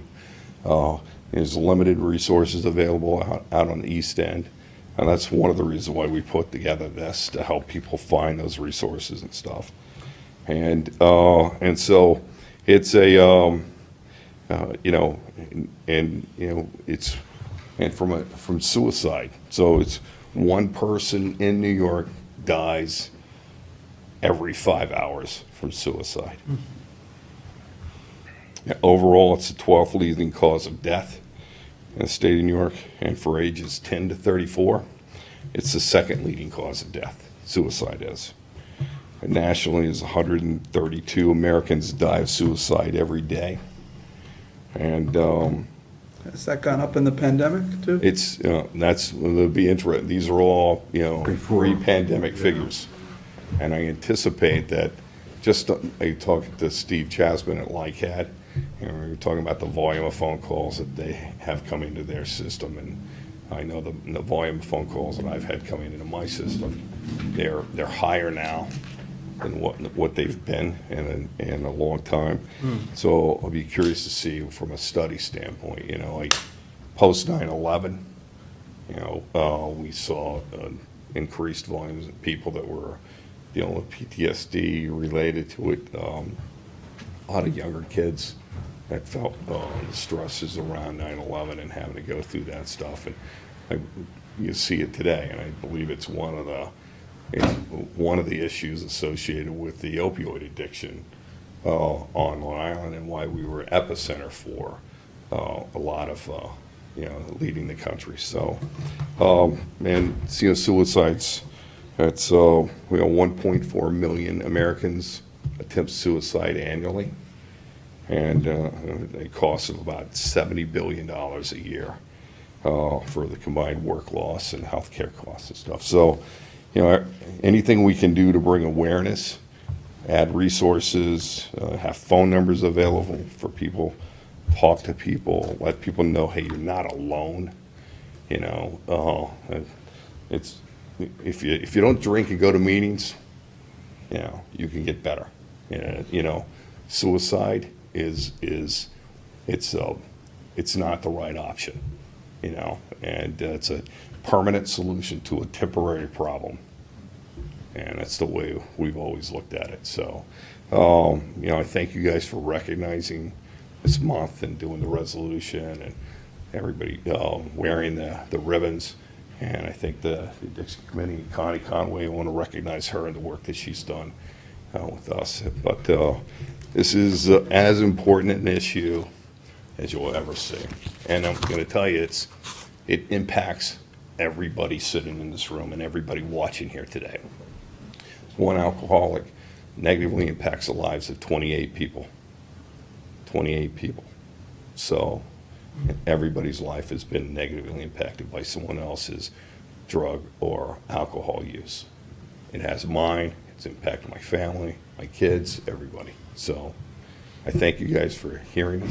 Sorry, I'm past my 3 minutes, but I think I'm less than 11, so. I don't know. It might be more. Okay, Well, sorry. No, Mark, it's, first of all, yeah, thank you for coming here tonight. Thank you for your leadership. Thank you, for sharing your expertise with the committee and with the community and really devoting yourself to making a difference. It really matters, and I think we're all pleased to help spread the word about, such an important topic. And wear the ribbons, and thank you. We'll pull the resolution out of order, we'll pass it, and Okay.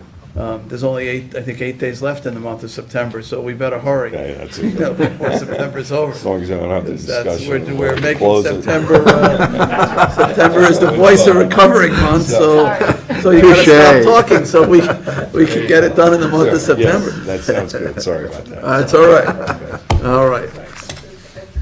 Just stick around, Mark. We'll-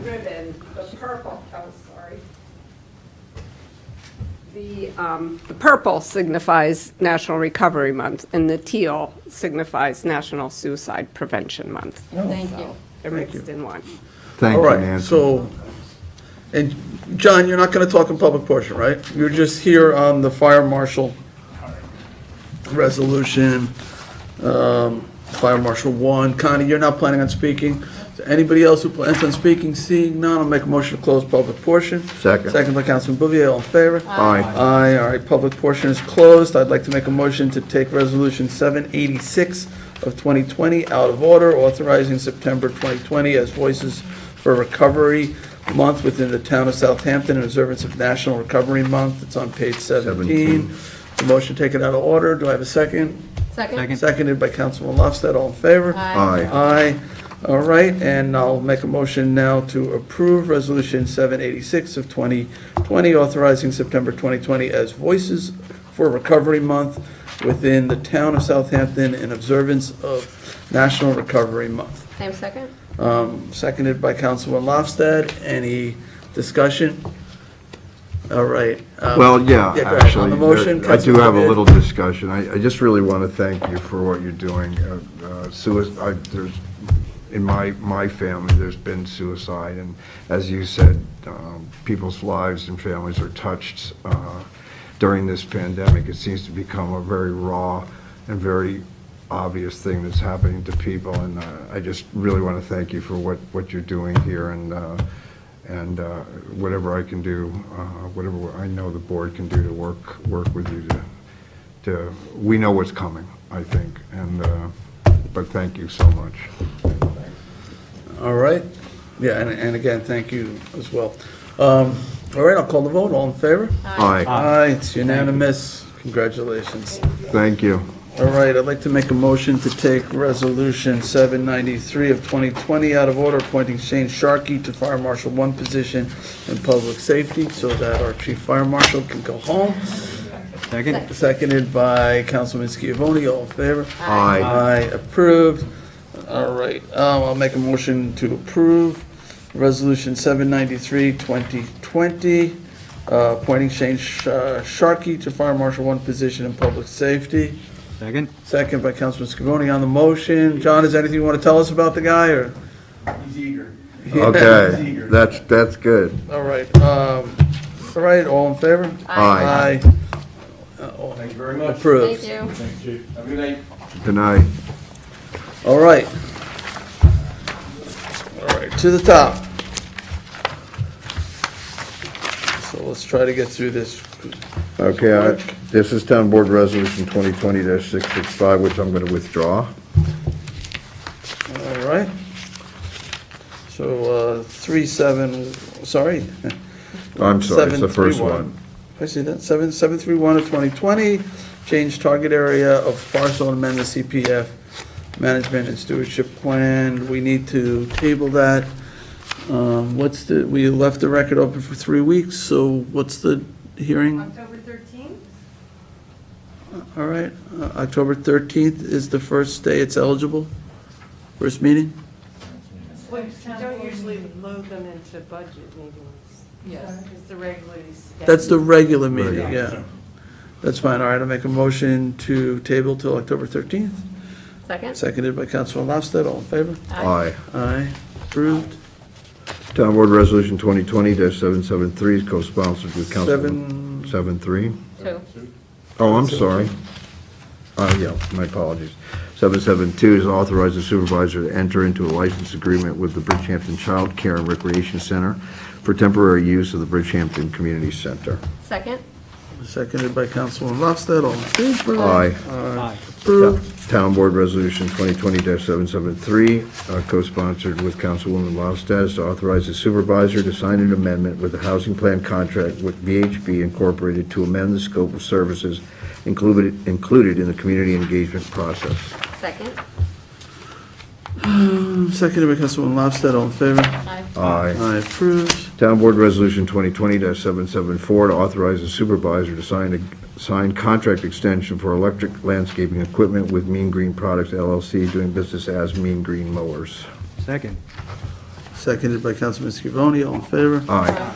Aye, approved. 775, authorize supervisor to execute contract with Civic Plus Advantage for upgrades and redesign of the town's website. Second. Seconded by Councilman Bouvier, all in favor? Aye. Aye, approved. 776, co-sponsored with Councilman Bouvier, authorize the supervisor to execute an intermunicipal agreement with Village of West Hampton Beach for properties located at 74 and 76 Dune Road. Second. Seconded by Councilman Bouvier, all in favor? Aye. Aye, approved. Town Board Resolution 2020-777 to recall and amend Resolution 2020-551, contract extension Waste Zero to supply and distribute garbage bags.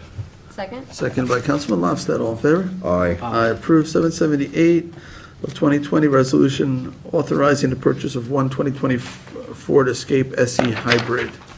Second. Seconded by Councilman Scavone, all in favor? Aye. Aye, approved. Town Board Resolution 2020-779 to authorize the supervisor to sign contract to fund additional scope for West Shinnecock Bay feasibility study. Second. Seconded by Councilman Scavone, all in favor? Aye. Aye, approved. Town Board Resolution 780 of 2020. These are the 2020 requests for proposals for the Brown Pond Stormwater Mitigation and Wetlands Restoration Project. Second. Seconded by Councilman Bouvier, all in favor? Aye. Aye, approved. 781 of 2020 amends the 2020 adopted budget for CPF. Second. Seconded by Councilman Bouvier, all in favor? Aye. Aye, approved. 782, 2020 amends the 2020 adopted budget for the Department of Land Management Long Range Planning Division. Second. Seconded by Councilman Bouvier, all in favor? Aye. Aye, approved. Town Board Resolution 2020-783 to appoint Louise Stalzer to the Anti-Bias Task Force. Oh, great. Yep. Seconded by Councilman Lofstad, all in favor? Aye. Aye. Aye, approved. 784 of 2020, authorize additional funds for Devitt Spellman Barrett LLP as it relates to the matter of Fred W. Thiel Jr. et al. Versus Town of Southampton Planning Board et al. Second. Seconded by Councilman Bouvier, all in favor? Aye. Aye, approved. 785 of 2020, authorize Community Preservation Fund tax refund pursuant to the first-time home buyer's exemption for Jose and Lucy Morales. Second. Seconded by Councilman Lofstad, all in favor? Aye. Aye, approved. We did 786, moves us to 787. Town John? Board Resolution 2020-787 to release a performance bond and accept reduced performance bond in connection with the planned residential development cluster plan of Mill Creek Heights, also known as Sag Harbor Woods, Noyak, as it relates to road and drainage improvements. Second. Seconded by Councilman Scavone, all in favor? Aye. Aye, approved.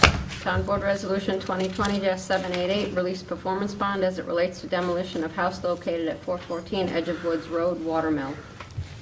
Second. Second by Councilman Bouvier, all in favor? Aye. Aye, approved. 789 to 2020 standard workday and reporting resolution for elected officials. Second. Seconded by Councilman Bouvier, all in favor? Aye. Aye, approved. 790, 2020 part-time salaries. Second. Second by Councilwoman Lofstad, all in favor? Aye. Aye, approved. 791 of 2020 accepts resignation of particular maintenance mechanic 1 in municipal works. Second. Seconded by Councilman Scavone, all in favor? And I wish Joshua a lot of luck No. in his future. Okay. All right, so that was approved. 792, 2020 appoints Karen Charimonti to office assistant position in Housing and Community Services. Second? Seconded by Councilman Lofstad, all in favor? Aye. Aye, approved. We did 793. 794, notice of public hearing on the acquisition of lands of Riser Trust, Noyak, and CPF and management, amending the CPF management and stewardship plan to include the property. Second. Seconded by Councilman Scavone, all in favor? Aye. Aye, approved. 795, notice of public hearing to consider acquisition of lands of Hampton Valley Associate, East Quogue, amend CPF management and stewardship plan to include that property. Second? Second by Councilman Lofstad, all in favor? Aye. I approve. To the walk-ons, 34791 is warrant number 18, capital 18, CPF 18, and payroll liability. Second. Second by Councilman Bouvier, all in favor? Aye. I approve. 34812 amends the 2020 adopted budget for the Bridgehampton Park District. Second. That's related, I think, to That's, militia that's, green. that's what transfers the funds for the next Uh-huh. one, which is, Okay, let me call the vote. There was a second, Councilman Scavone? Yes. Seconded, all in favor? Aye. I approve. John, you're next. yes, the number 34838, I'm sorry, to authorize the purchase from Delisle Concrete Corporation for new sidewalks at Militia Green property using Suffolk County contract, co-sponsored with Rick Martell and Tommy John. All right, Tommy John, you seconding? Second. All in favor? Aye. Aye, approved. Town Board Resolution Number 34821, co-sponsored with Rick, Councilman Martell, resolution authorizing the supervisor to execute documents in connection with permits to install netting fencing at the Poxabout Golf Center. Go ahead, one second. Well, I'll second. Second by Councilman Scavone, all in favor? Aye. Approved. John? Town Board Number 34839, recall and amend Town Board Resolution 2020-738 to sign a contract extension with Princeton Hydro LLC for the water quality improvement project at Mill Pond, project type aquatic habitat, carp removal, and floating constructed wetlands. Second? Second by Councilman Lofstad, all in favor? Aye. Aye, approved. And lastly, 34840, authorize the supervisor to sign a contract with Sean F. Leonard, Architect PC, to provide architectural services for the building located at 112 Old Riverhead Road in West Hampton. Second. Second by Councilman Bouvier, all in favor? Aye. Aye, approved. That gets us to the end of our agenda. Is there any other business? Yes, 1 week left. Please fill out the census. Yeah, that's a good point. Any other business? Hearing none, I'll make a motion to adjourn. Second. Seconded by Councilman Bouvier, all in favor? Aye. Aye. We are